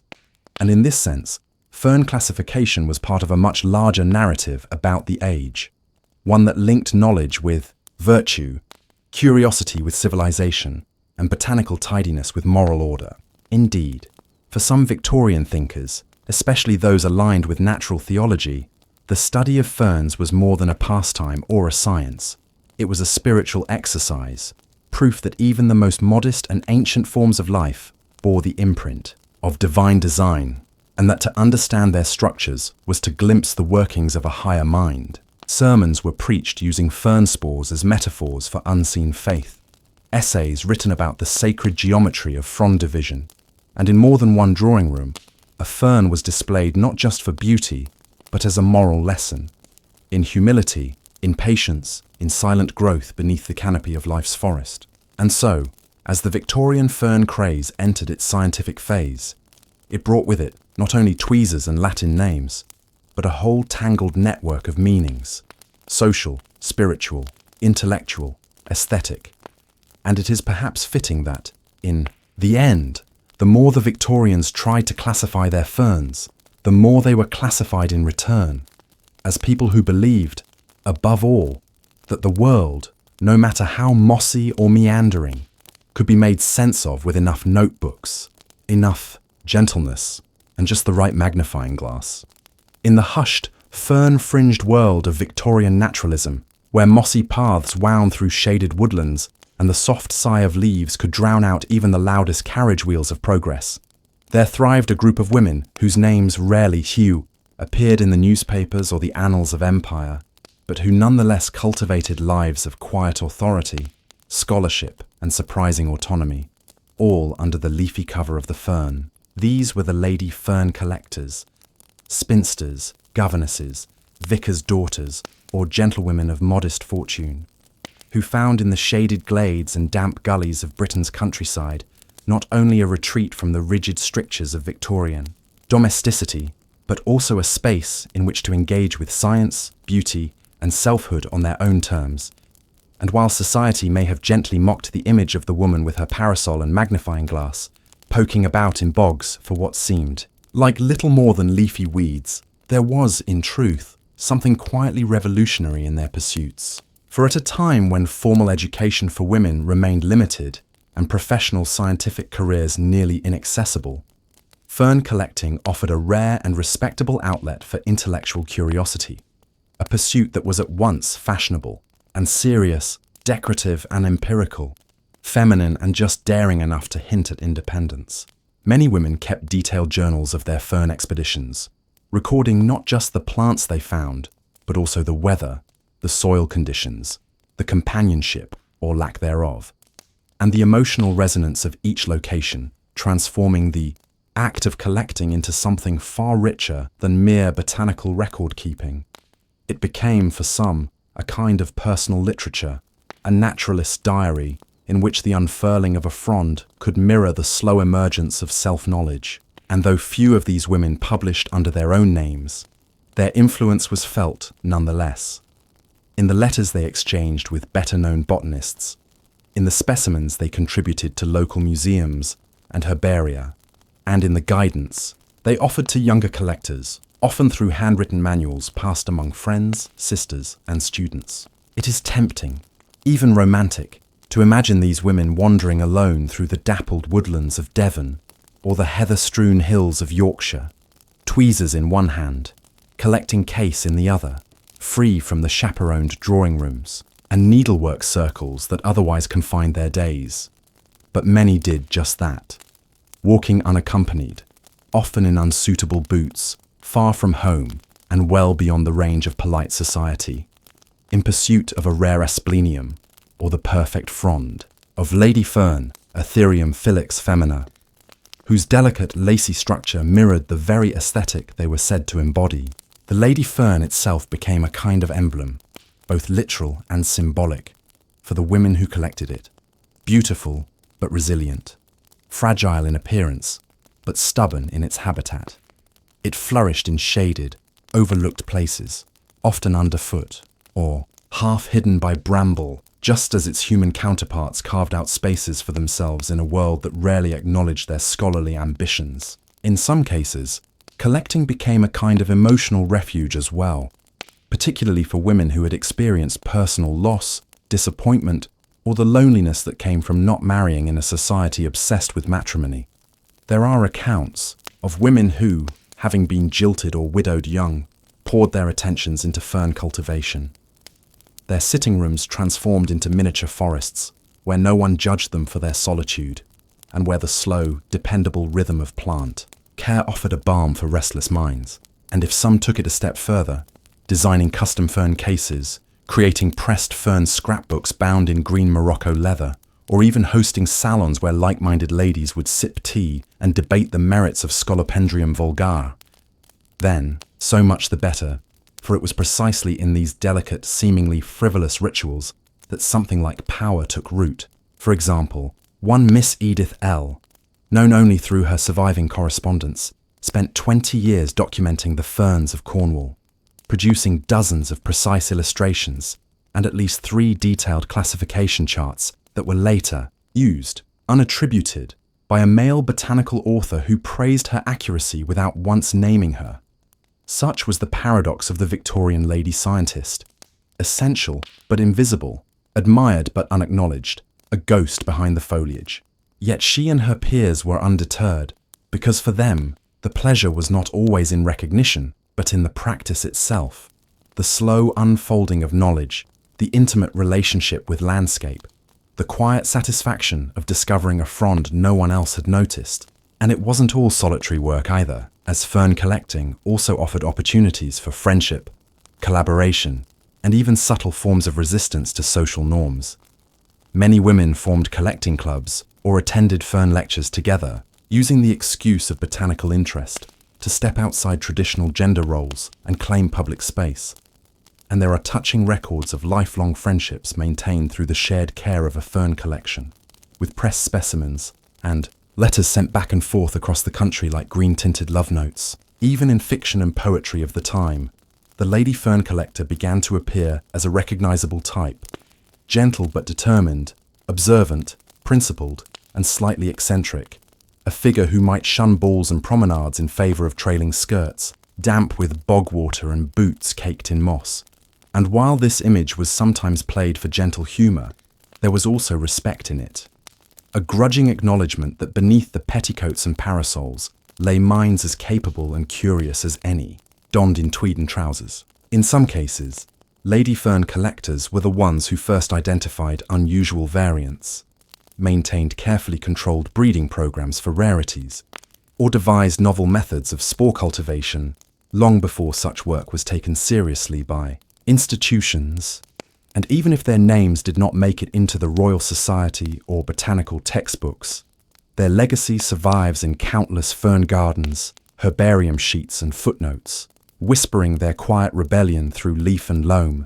In the end, The story of the lady fern collector is not just about plants, but about possibility, about the ways in which Victorian women, so often hemmed in by corsets and codes of conduct, found in the mossy corners of their world a place to grow wild and wise, to root themselves in knowledge and beauty, and to claim, in their own quiet, tweezers-wielding way, a life that was entirely their own.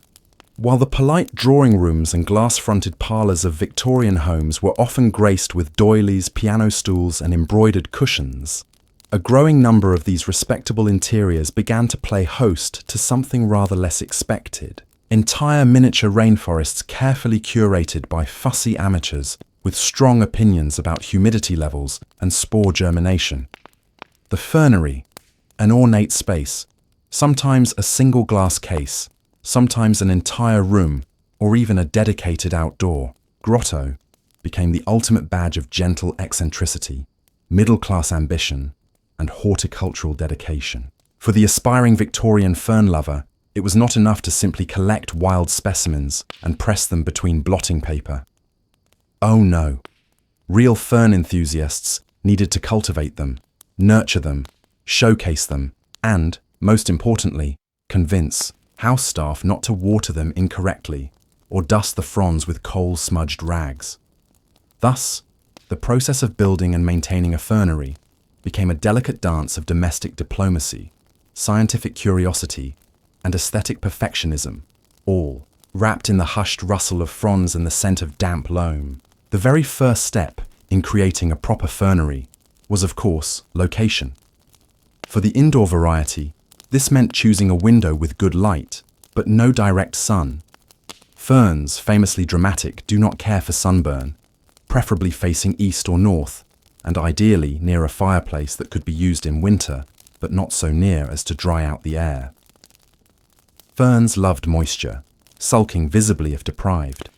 So many Victorians added small bowls of water beneath their fern cases to gently raise humidity, or employed humidity pans, which were basically shallow trays filled with pebbles and water placed under pots. For wealthier families with sprawling townhomes or countryside estates, the ideal solution was to construct a dedicated room, part greenhouse, part sanctuary, walled in by glass and iron, warmed by discreetly concealed hot water pipes, and adorned with carved wooden benches, stone urns, and perhaps a trickling fountain or two to lend it the air of a Babylonian temple.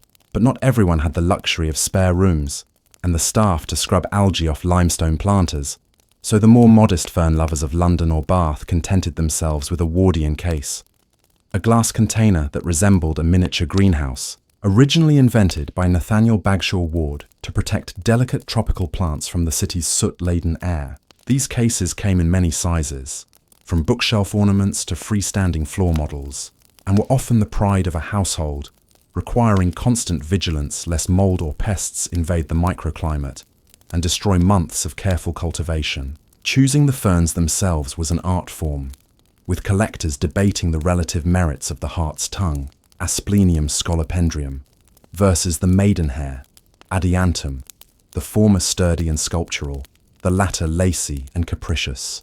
Most fern cases boasted a mixture of native British species, like the soft shield fern or the male fern, arranged with painstaking attention to height, colour, and texture.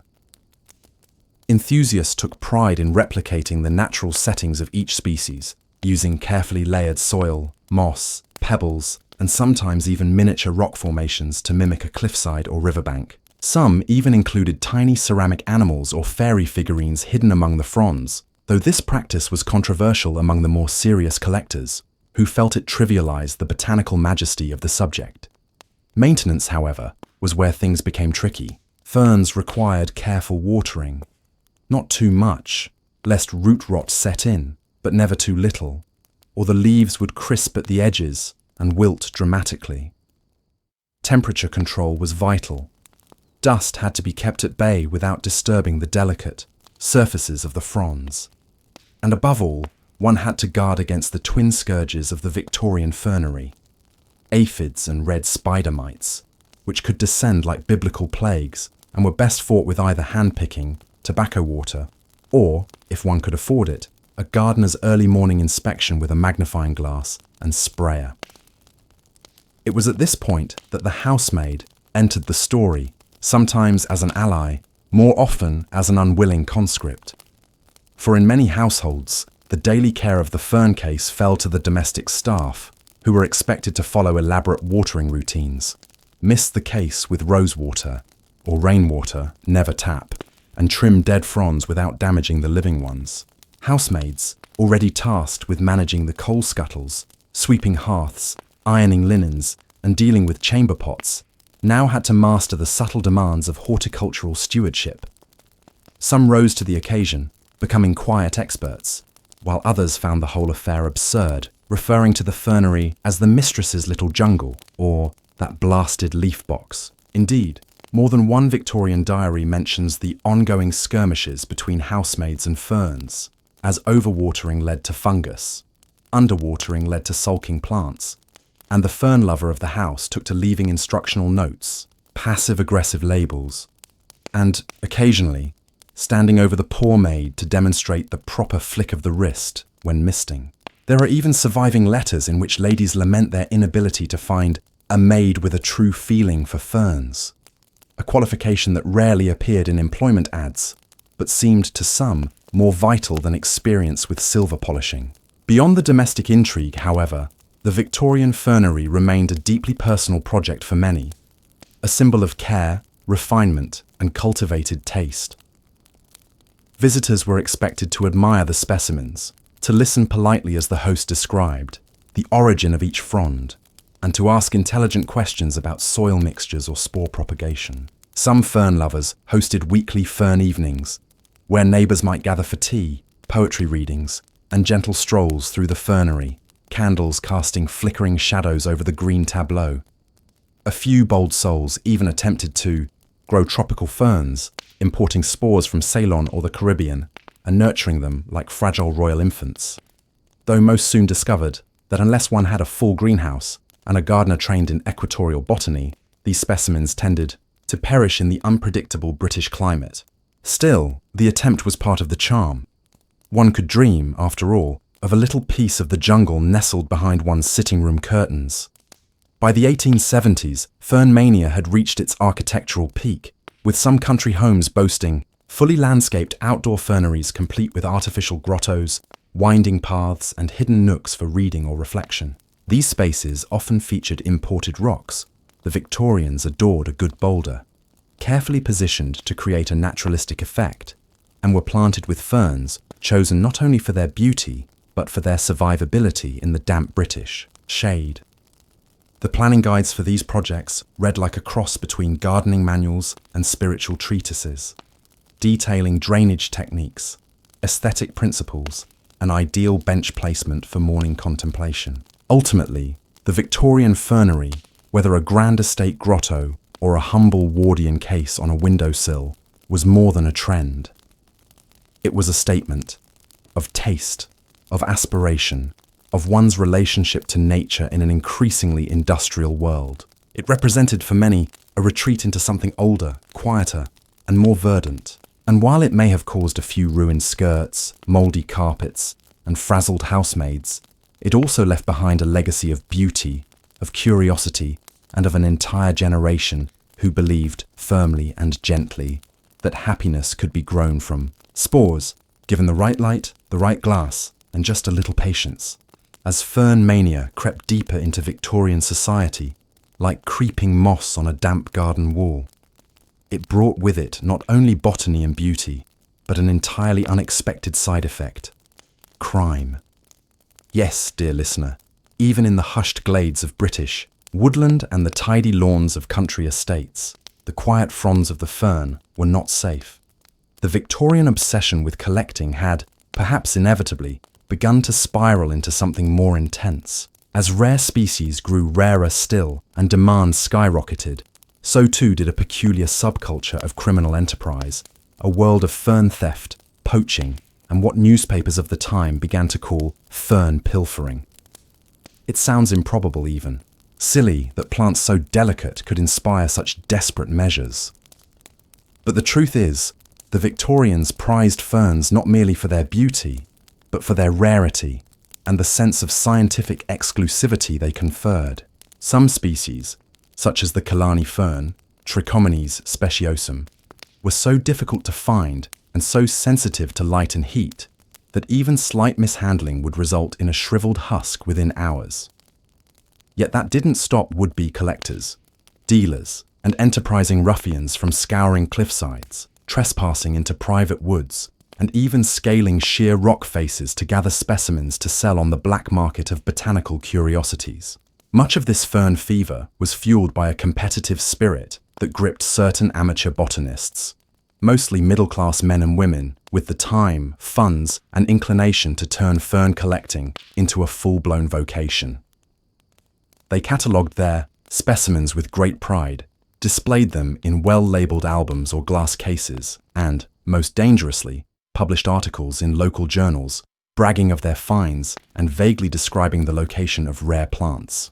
These vague clues led to what the newspapers soon dubbed fern raids, in which crowds of eager fern hunters descended upon a single hillside or gorge, digging, clipping, and trampling in their frenzy to capture the elusive frond for themselves. One such hotspot was the area around the Scottish Highlands, where locals grew increasingly irate at the sudden influx of booted and bonneted strangers peering under rocks and snapping off plants with their gloved hands. In some cases, landowners began erecting signs warning would-be collectors against trespassing or collecting without permission. These signs were largely ignored. In more extreme cases, local authorities were called in to apprehend persistent fern robbers, as they came to be known. One widely circulated anecdote from 1869 tells of a particularly overzealous gentleman who was caught descending a sea cliff on the Isle of Anglesey with a rope and basket, attempting to reach a ledge where a single specimen of Asplenium marinum had been reported. He was rescued, mid-dangle, by a group of fishermen who mistook him for a suicidal poet and were disappointed to learn he was merely obsessed with a fern. The public reaction was not uniformly amused. Conservation-minded Victorians, an emerging class of nature lovers and proto-environmentalists, were beginning to notice the damage that unchecked fern collecting was causing to native ecosystems. The fern craze, they argued, was transforming peaceful glades into churned-up messes, with plants disappearing faster than they could grow back. Some even claimed that entire colonies of certain species had been wiped out in areas popular with amateur collectors. In response, small grassroots groups began to form, dedicated to the protection of endangered ferns. These groups, sometimes known informally as fern patrols, consisted of local volunteers, often elderly gentlemen with walking sticks and an alarming knowledge of botany, who would wander popular collection areas and politely but firmly dissuade visitors from over-harvesting. They wore badges, carried notebooks, and occasionally took down names to report to local magistrates, though their authority was largely symbolic. Still, their presence acted as a deterrent, especially for the more rule-abiding classes. The fern patrols, in their quiet way, were among the first organised conservation efforts in Britain. But they were not always warmly welcomed. Some collectors felt unjustly persecuted, especially those who saw themselves as scientists rather than thieves. Letters poured into gardening magazines debating the ethics of fern collecting, the balance between study and preservation and whether fencing off public land to protect plants was a noble gesture or a snobbish overreach. These debates were passionate, detailed, and extremely polite. This was, after all, Victorian England. Meanwhile, fern nurseries began springing up around the country to supply the growing demand with cultivated, rather than wild-harvested specimens. These commercial enterprises advertised in papers, promising fine British ferns raised from spore, no wild collection, and offered everything from starter kits to bespoke Wardian cases filled with guaranteed pest-free foliage. This shift to ethical cultivation helped ease some of the tensions, though the thrill of discovering a rare wild fern continued to tempt many an otherwise respectable gentleman into muddy boots and suspicious behaviour. Children, too, were swept up in the craze, especially after schools began incorporating nature walks and fern identification into their science lessons. One popular educational pamphlet titled The Young Collector's Guide to Ferns included hand-drawn illustrations, moral advice about not stealing from private gardens, and a list of honourable collecting practices, which included always asking permission, never taking the last specimen, and being kind to snails. Naturally, children largely ignored these suggestions, leading to more than a few irate neighbours discovering trampled flower beds and a sudden absence of foliage in their back gardens. By the 1880s, the fern craze was beginning to wane, replaced by newer botanical fascinations like orchids and exotic succulents. But its impact lingered. Whole landscapes had been reshaped by the Victorian pursuit of leafy beauty. Some species never fully recovered from the pressures of overcollection, while others survived only in the protected greenhouses and ferneries of country estates. The idea of conservation itself had taken root, not in a grand legislative sense, but in the small daily choices of collectors who had come to love their ferns enough to leave them be. And perhaps in the end, that is the most enduring legacy of the fern theft years. Not the scandalous stories or the newspaper cartoons of desperate men dangling from cliffs, but the quiet realization that even in an age of progress and empire, a single green leaf in a shaded wood could stir the hearts of thousands, prompting both foolishness and care in equal measure. And so, as the night deepens and the air grows still, imagine a Victorian fern patrol making their evening rounds, shuffling through the underbrush with walking sticks and watchful eyes, whispering Latin names to one another, pausing to admire, a well-formed frond silhouetted in the moonlight. They do not speak loudly for fear of waking the birds. They do not carry lanterns, lest the moths be disturbed. They move gently, like ferns themselves, bending with the breeze, content to guard the green things that cannot guard themselves. By the time fern collecting began to lose its more dangerous edge and settle into the cosy rhythms of Victorian domestic life, the once wild frond had undergone a peculiar transformation. No longer simply a subject for botanical study or clandestine raids on cliffside ledges, the fern had become a full-blown aesthetic. It crept into drawing rooms, parlours, bedrooms, and even hallways, not as potted plants alone but as embroidered motifs, wallpaper designs, printed illustrations, and items of genteel conversation. Ferns became, quite simply, a language of taste. To understand why, one must first appreciate the Victorian home as more than a place to eat and sleep. It was a moral landscape, a stage for performance, a carefully curated environment where one's respectability, learning, refinement, and even health were quietly broadcast through decorative choices. A well-appointed home was an extension of the mind and soul, and what better symbol of delicate cultivation than a perfectly symmetrical frond, unfurling in soft green curls, like the very embodiment of polite restraint. In this age of burgeoning, middle-class ambition and industrial soot, the Victorian desire to bring nature indoors was as psychological as it was aesthetic. Ferns, with their prehistoric mystery and non-flowering modesty, were ideally suited to this purpose. Unlike garish flowers or unruly vines, ferns suggested calm, order, and understated beauty. And unlike the expensive orchids of the wealthy elite, ferns could be grown by anyone with a window, a drop of patience, and the right soil. Thus, the domestic fern became democratic, devotional, and in its own way, fashionable. The popularity of the fern motif in home decor was staggering. One could purchase fern-patterned curtains, fern-etched glassware, fern-embossed books, fern-shaped fireplace screens, and fern-shaped brooches. Some upper-class families commissioned entire frieze designs of ferns to be painted or carved along the tops of their drawing room walls, while budget-conscious households opted for wallpaper with repeating patterns of bracken and polypody in muted greens and browns. It was not unusual for a lady's sewing kit to contain iron-on fern templates, or for girls' school needlework samplers to feature delicate cross-stitched versions of the Dryopteris filix. Even mourning jewellery, sombre brooches and lockets, made of jet or black enamel, was sometimes adorned with tiny silver ferns, symbolising remembrance and the cycles of life. But perhaps the most iconic expression of Victorian fern decor was the fern case, or what came to be known as the parlour. Fernery. Inspired by the Wardian case, a glass terrarium developed earlier in the century for transporting tropical plants. The fern case was a domesticated version, a glass box with ornate iron or wooden framing, often raised on dainty legs and placed in the drawing room like a shrine to botanical devotion. Inside, ferns nestled among bits of moss, bark, and stone in carefully arranged compositions meant to mimic the forest floor. The effect was enchanting.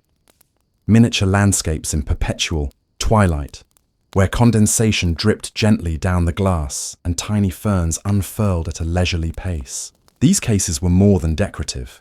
They were interactive.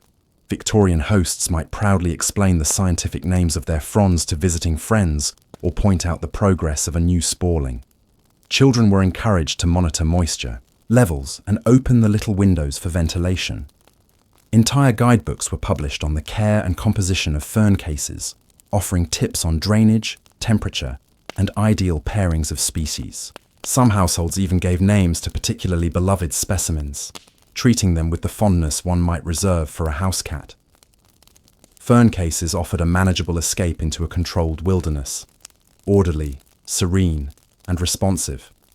In larger homes, the passion for indoor ferns extended into whole rooms. The so-called fernery was often a conservatory or sunroom devoted entirely to the cultivation and display of ferns, sometimes accompanied by small fountains, tiled floors, and wicker furniture. The air was kept humid, the light dappled, and the seating arranged for quiet reflection. These ferneries became status symbols and spiritual retreats, a way of suggesting both wealth and sensitivity, learning and leisure. For those who could not afford such luxury, windowsills sufficed. One could often spot a line of potted ferns in old jam jars or mismatched ceramics, carefully aligned to catch the best afternoon light.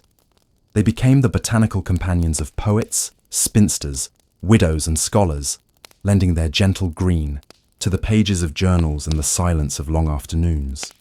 Literature of the period reflects this ferny intimacy. Ferns appear in sentimental poems, quiet illustrations in novels, and even in Gothic tales where neglected fern cases sit cobwebbed in empty rooms, whispering of lost affections and better times. Artists took to sketching ferns with almost religious devotion, and one can still find Victorian-era sketchbooks filled with painstaking graphite renditions of individual fronds, each leaf outlined and shaded with obsessive care. Even the Royal Horticultural Society, never one to be left out of a national craze, hosted exhibitions of ferns and encouraged amateur submissions, often awarding small medals or certificates for particularly well-kept specimens. Of course, as with any trend, the fern aesthetic had its critics. Some writers gently mocked the ubiquity of the motif, suggesting that there was such a thing as too many fronds. One 1878 column in Punch magazine joked that a lady of moderate means might end up drowning in ferns, with fronds on her napkins, her wallpaper, her hair ribbon, and her afternoon tea biscuits.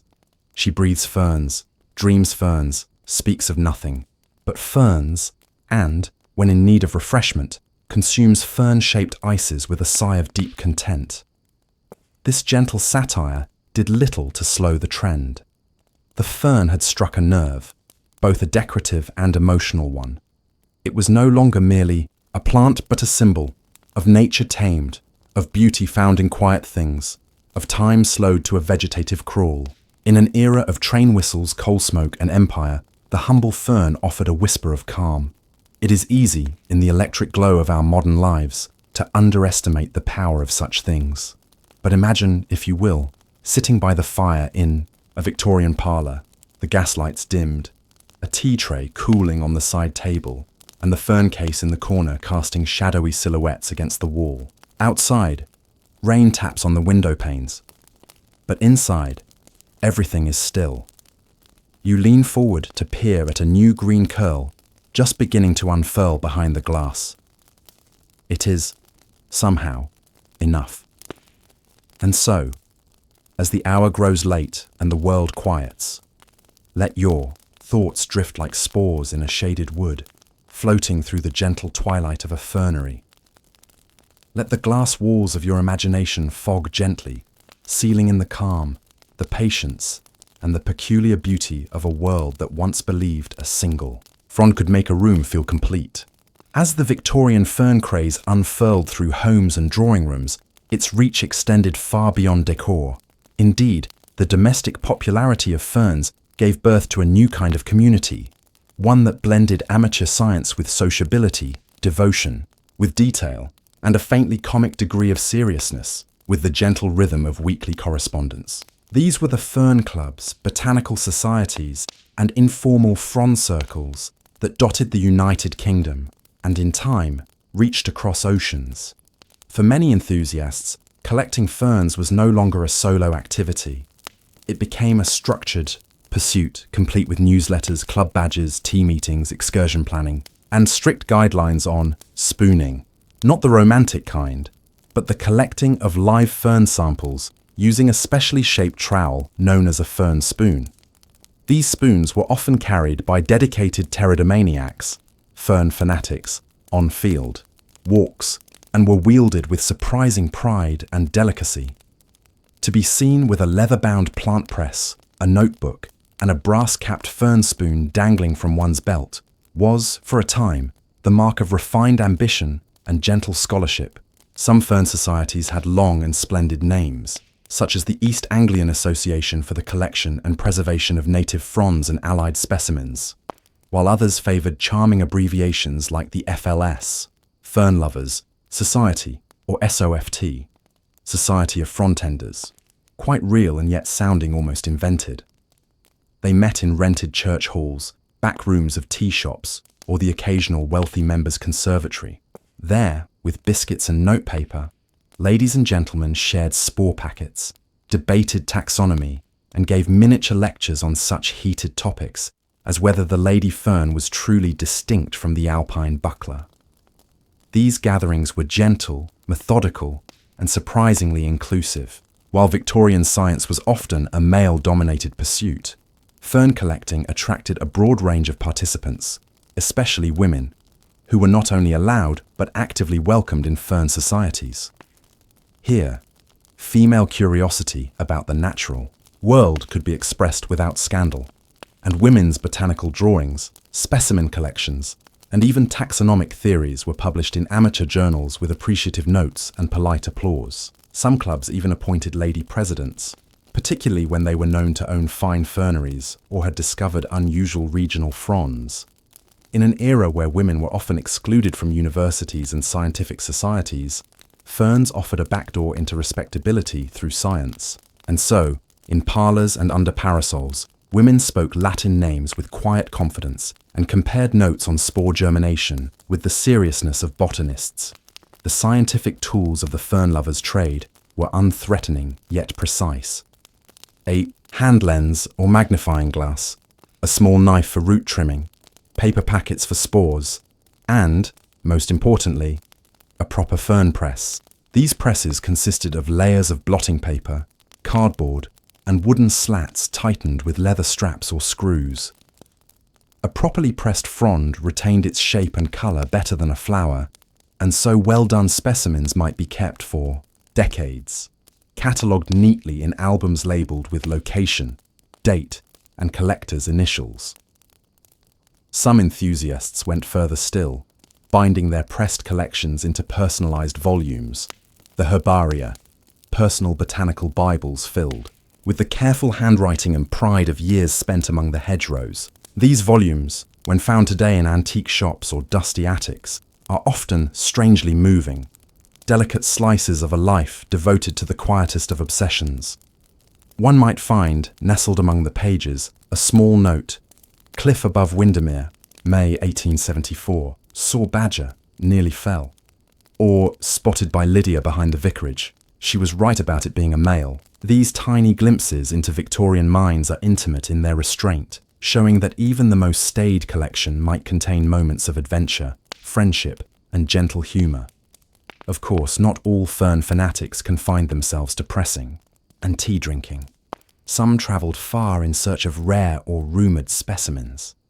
These were the so-called frond hunters, who roamed hillsides, riverbanks, abandoned quarries, and damp woodlands with the fervour of treasure seekers. They were known to brave brambles, thorns, rain, and leeches in pursuit of one particularly frizzy frond, or a rumoured albino variety.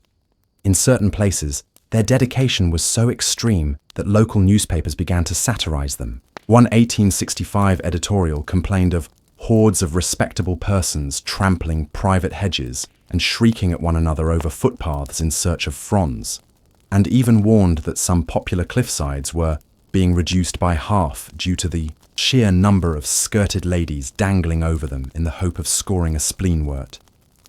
It was perhaps a little exaggerated, but only a little. Some species of ferns became so popular and so over-harvested that they were driven nearly to extinction in certain regions. The Killarney fern in Ireland, once widespread, was all but wiped out by collectors scrambling through ravines, and the rare alpine varieties of Scotland suffered similar fates. Ironically, the very love for ferns that made them so central to Victorian gentility also rendered them vulnerable. Efforts were eventually made to curb the overcollection. Clubs began to issue ethics guidelines, advising members not to collect from protected sites or to take only one frond per plant. Some even encouraged sketching or photographing rather than collecting, which led to a small boom in botanical illustration. Gentlemen with moustaches and sketchbooks sat beside mossy banks, drawing each leaflet with care, while ladies dipped pen into ink and labelled their works with scientific names as precise as any textbook. In this way, the fern community matured, from its earlier wild enthusiasm into something closer to what we might recognise today as ecological awareness. Yet even as the golden age of fern collecting began to fade by the late 1880s, its gentle rituals lingered on. Some fern clubs survived into the early 20th century, transitioning slowly into more general horticultural societies. The language of fronds remained in fashion for years longer, echoing through decor and drawing rooms even after other Victorian fads had faded. And those dusty fern albums, those silent tomes of pressed memory, still sit on library shelves and in museum back rooms waiting to be rediscovered. They speak to a time when science and leisure met in the form of a delicate green curl, when learning was gentle, and when the act of caring for a fern was also an act of caring for beauty, order, and perhaps even for one's soul. So tonight, if you're still awake, picture yourself among them, a fern enthusiast of 1872, walking slowly along a shaded path, spoon in hand, notebook at the ready, the trees sigh in the breeze above. A robin hops along the fence. You spot a rare frond peeking out from the base of a damp stone wall. And in that moment, the world is both very small and very grand. You bend, ever so gently, and begin to press the page of memory. While fern clubs and frond hunting rambles may have filled many a weekend in the Victorian countryside, back home, the fern's quiet rise to domestic stardom unfolded in more genteel, decorative forms. The middle-class Victorian drawing room, stuffed with antimacassars, lace runners, musical instruments, and slightly overfull bookcases, soon came to include one more essential feature: the fern display. Whether housed in a glass dome, a hanging basket, or an ornate tabletop case, ferns became not merely a botanical hobby, but a statement of domestic taste and moral refinement. At the heart of this green indoor revolution stood one of the most quietly transformative inventions of the 19th century, the Wardian case. At first glance, a Wardian case looked like a miniature greenhouse, often rectangular, with a glass lid and brass fittings. But its origin was anything but decorative. In the 1820s, Dr. Nathaniel Bagshaw Ward, a London physician with an interest in botany, noticed that ferns and mosses could thrive for weeks in a sealed glass bottle, free from the soot and smog of London air. He built a more elaborate version to house his delicate specimens, and soon discovered that not only did his ferns survive, they flourished. Thus the Wardian case was born, a protective microclimate ideal for urban plant lovers, and increasingly indispensable to anyone attempting to keep ferns alive indoors in the age of coal fires, gas lighting, and fog so thick they could stain curtains. As news of Ward's invention spread, fern enthusiasts in towns and cities seized upon the case with grateful enthusiasm. Now, one didn't need a country estate to enjoy the company of delicate woodland species. In drawing rooms from Bath to Birmingham, middle-class families installed Wardian cases beside their settees and pianofortes, admiring the condensation patterns on the inside glass as though it were a living snow globe. They became miniature worlds unto themselves, complete, with pebbled soil, tiny twisted roots, and sometimes even porcelain gnomes or fairy figurines for extra whimsy. These cases, beyond their function, became showcases of taste, curated green still lifes that offered both beauty and a whiff of scientific engagement. Some households arranged their ferns in artful landscapes, complete with miniature rock formations and faux waterfalls made from dripped wax or bits of polished coal. The case was not merely a box for ferns. It was a theatre of calm, a tiny curated version of nature under glass, safe from the grime of the outside world. In an era that valued moral self-improvement and order, the care of ferns within a case symbolized the ideal domestic spirit, quiet attentiveness, delicate labor, and harmony with the natural world. The popularity of the Wardian case exploded. Manufacturers competed to produce ever more elaborate versions, some shaped like Gothic cathedrals, others like pagodas or bird cages.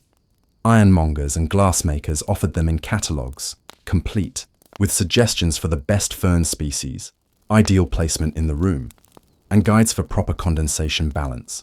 They were gifted at weddings, displayed proudly during visiting hours, and sometimes placed near the hearth to amuse guests with their dewy miniature climates. The Victorians, ever fond of symbolic parallels, even compared the cases to women themselves, delicate, beautiful, and requiring shelter from the roughness of the world. This sentiment was laid on rather thickly in some home magazines, which advised that tending ferns in a Wardian case would help cultivate a young lady's moral character, her patience, and her sense of order. It was also, conveniently, an indoor activity that could be undertaken in skirts without risk of unladylike muddying. And so, the glass case and the refined woman became a kind of paired symbol, both fragile, both tended, both serene. Yet these tiny glass ecosystems were not just aesthetic flourishes. They were also, in their way, tools of empire. Thanks to the Wardian case's ability to keep plants alive during long voyages, they became crucial in transporting exotic species across oceans. Ferns from New Zealand arrived safely in Britain under glass, while English orchids, once rare and delicate, became global exports. In fact, tea plants from China were successfully smuggled into India using Wardian cases forever, altering the economy of the subcontinent.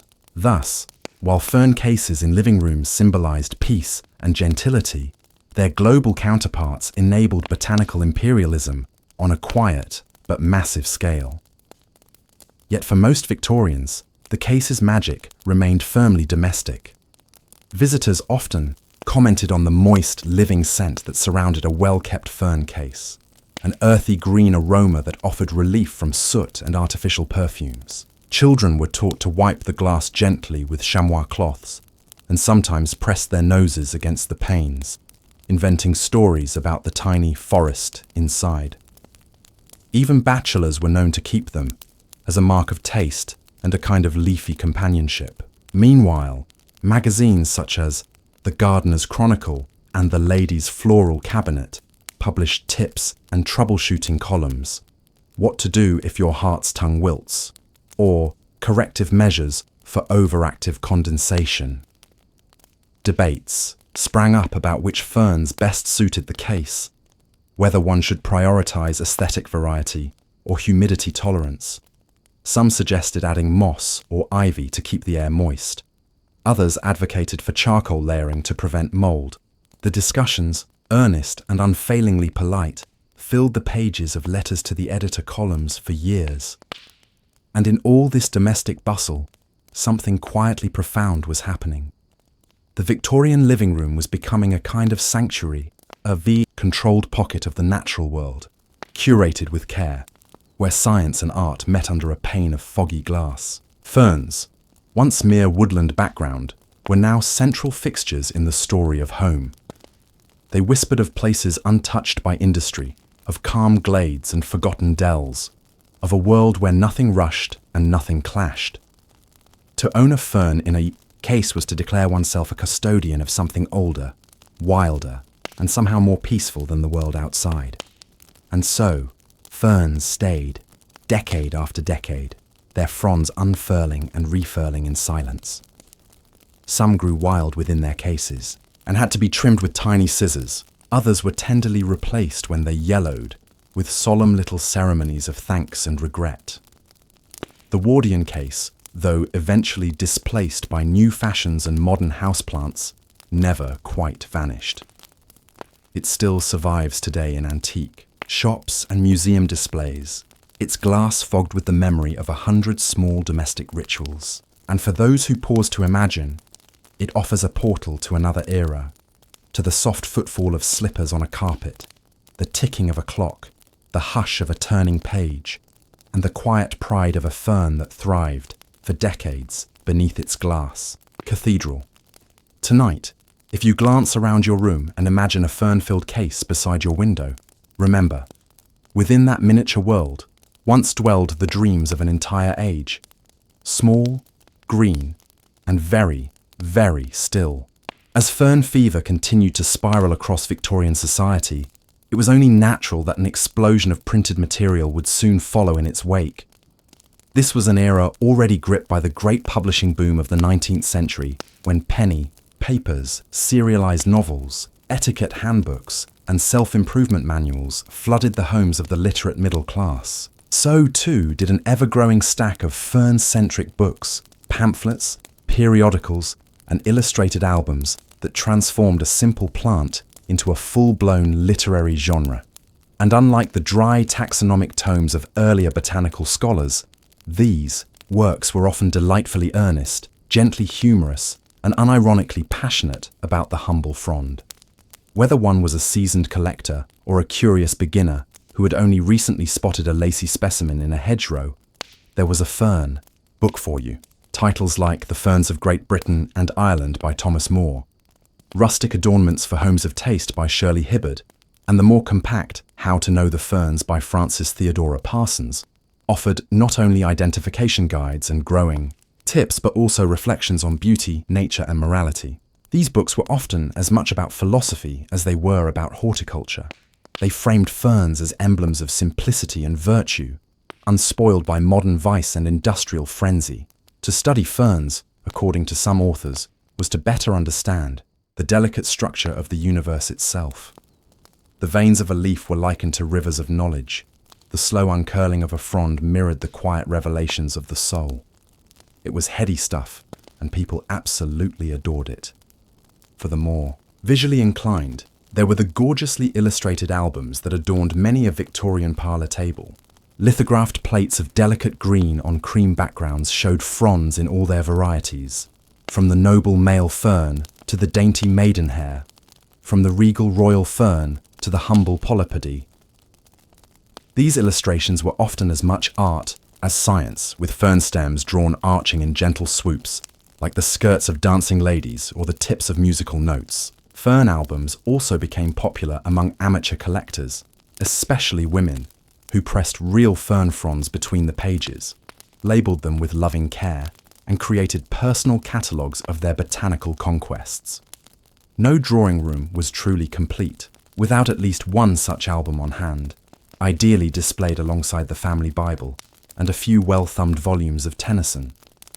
But perhaps the most endearing subset of the genre was the etiquette literature that, without any irony, advised readers on the social and moral dimensions of fern collecting. In works like Fern Hunting, as a gentlewoman's pastime and refined recreation in the age of steam, the act of seeking ferns was not only permissible for women, but actively encouraged, as long as one remained modest, didn't tramp too far from home without a chaperone, and wore gloves to avoid unseemly fingernail smudging. The collecting of ferns, in this view, served to cultivate gentility, patience, and reverence for nature, all qualities aligned with the ideal feminine character. For young men, fern hunting was likewise framed as a wholesome alternative to the pub and a useful way to demonstrate one's knowledge and sensitivity in the presence of eligible young ladies. Entire chapters were written on the best conversation topics while kneeling beside a fern-covered bank, and the proper etiquette for offering a particularly fine frond to a fellow collector. One must never pluck a rare fern from the hands of another, even in jest. It was considered deeply vulgar. Of course, the explosion of fern literature also created opportunities for satire. Magazines like Punch began to poke gentle fun at pterodomania, depicting houseguests smothered by ferns, or fussy botanists scolding their wives for mislabeling a spleenwort. One cartoon shows a solemn gentleman offering a fern frond in place of a marriage proposal. Another depicts a distracted vicar misquoting the Bible in favor of a fern catalogue. Yet even the satire betrayed affection. The fern craze may have been absurd at times, but it was never malicious. It was a hobby that encouraged people to notice, to slow down, to care. It fostered conversation, creativity, and community. And perhaps most miraculously of all, it made people go outside, into woods, dells, glens, and hedgerows, with no aim other than to observe and appreciate.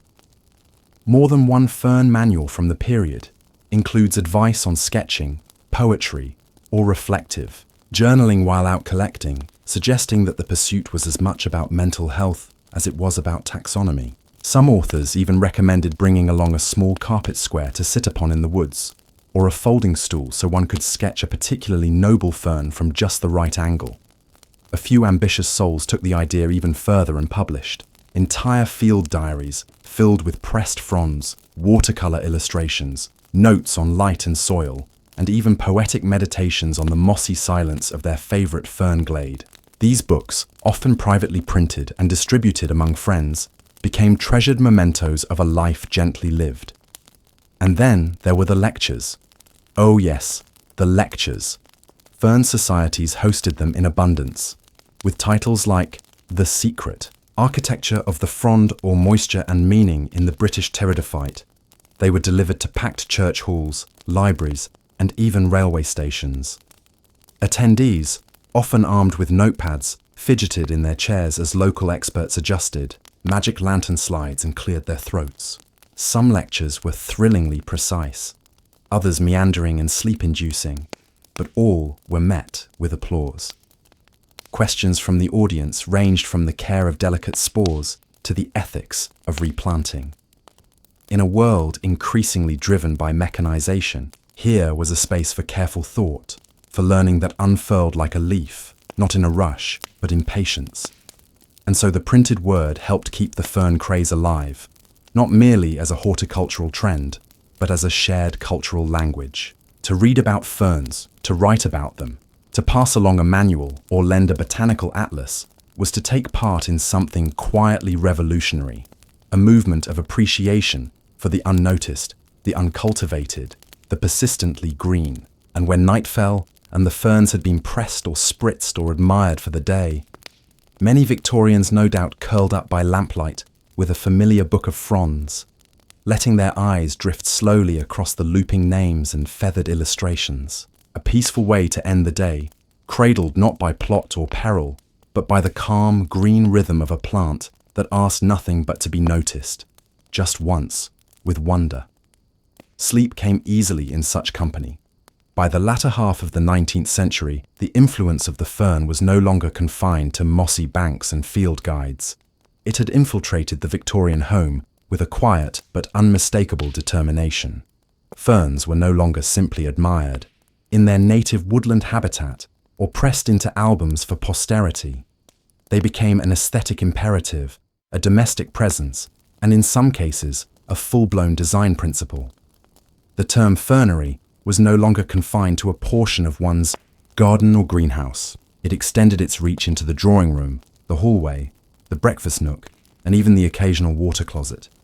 Wherever one turned in a respectable Victorian household, a frond, real or stylized, was likely not far behind.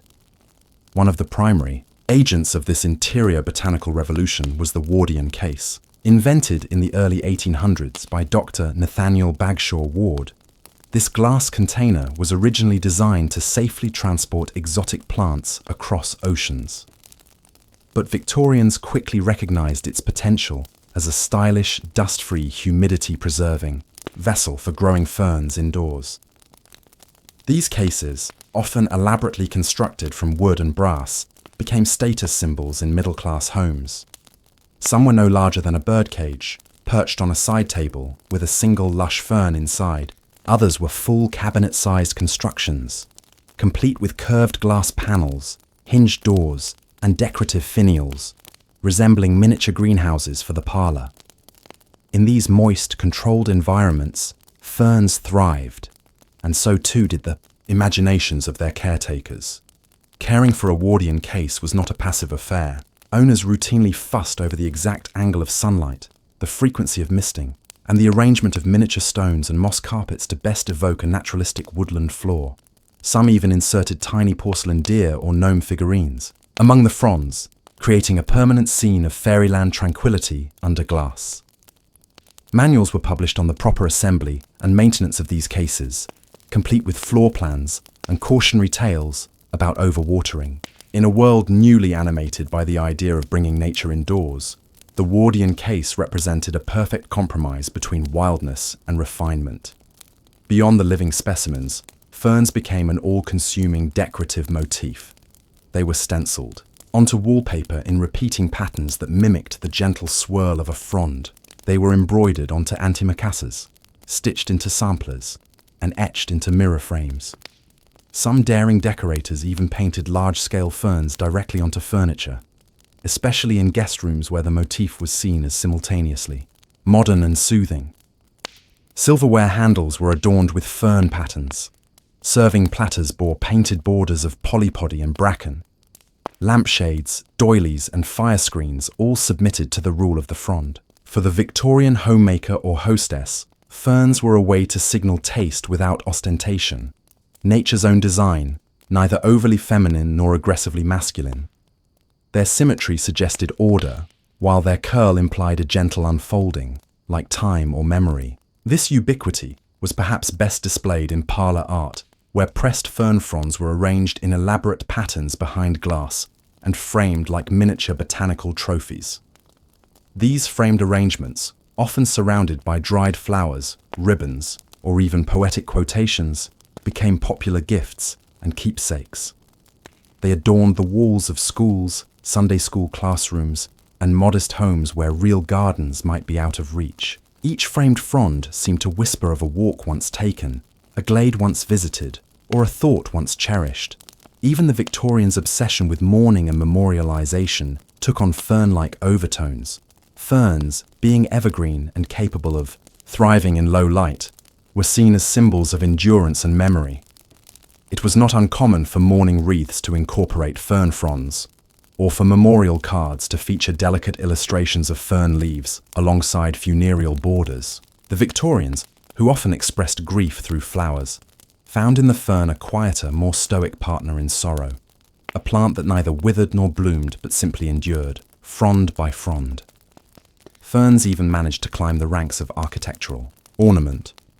In some well-appointed houses, especially those built during the height of the Gothic revival, one could find cast-iron fern fronds gracing stair railings or fireplace grates. Some windows bore stained glass panels with fern motifs, allowing greenish light to filter into a room and lend it a quiet woodland air.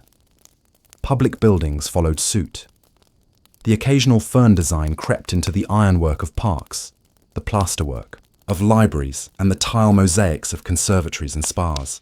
By the 1880s, fern imagery had so thoroughly merged with the visual language of respectable taste that one could scarcely imagine a tea set or wallpaper catalogue without at least a nod to pteridophytes. And yet, for all their decorative ubiquity, ferns never became gaudy. They retained their dignity, their association with the forest floor and the hush of rain-dampened stone. Unlike other Victorian fads, say the peacock feather, which carried connotations of vanity and superstition, ferns were consistently interpreted as pure, peaceful, and refined. They were a decoration that asked nothing but to be looked at, perhaps contemplated. And contemplation was something the Victorians were quite good at. The rise of the fern as home decor also reflected a shift in how Victorians conceived of space and self.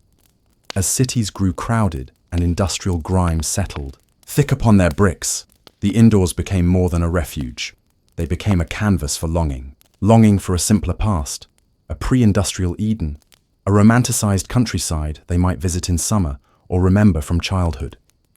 To bring a fern indoors was to perform a small, symbolic act of resistance against the soot and din of urban life.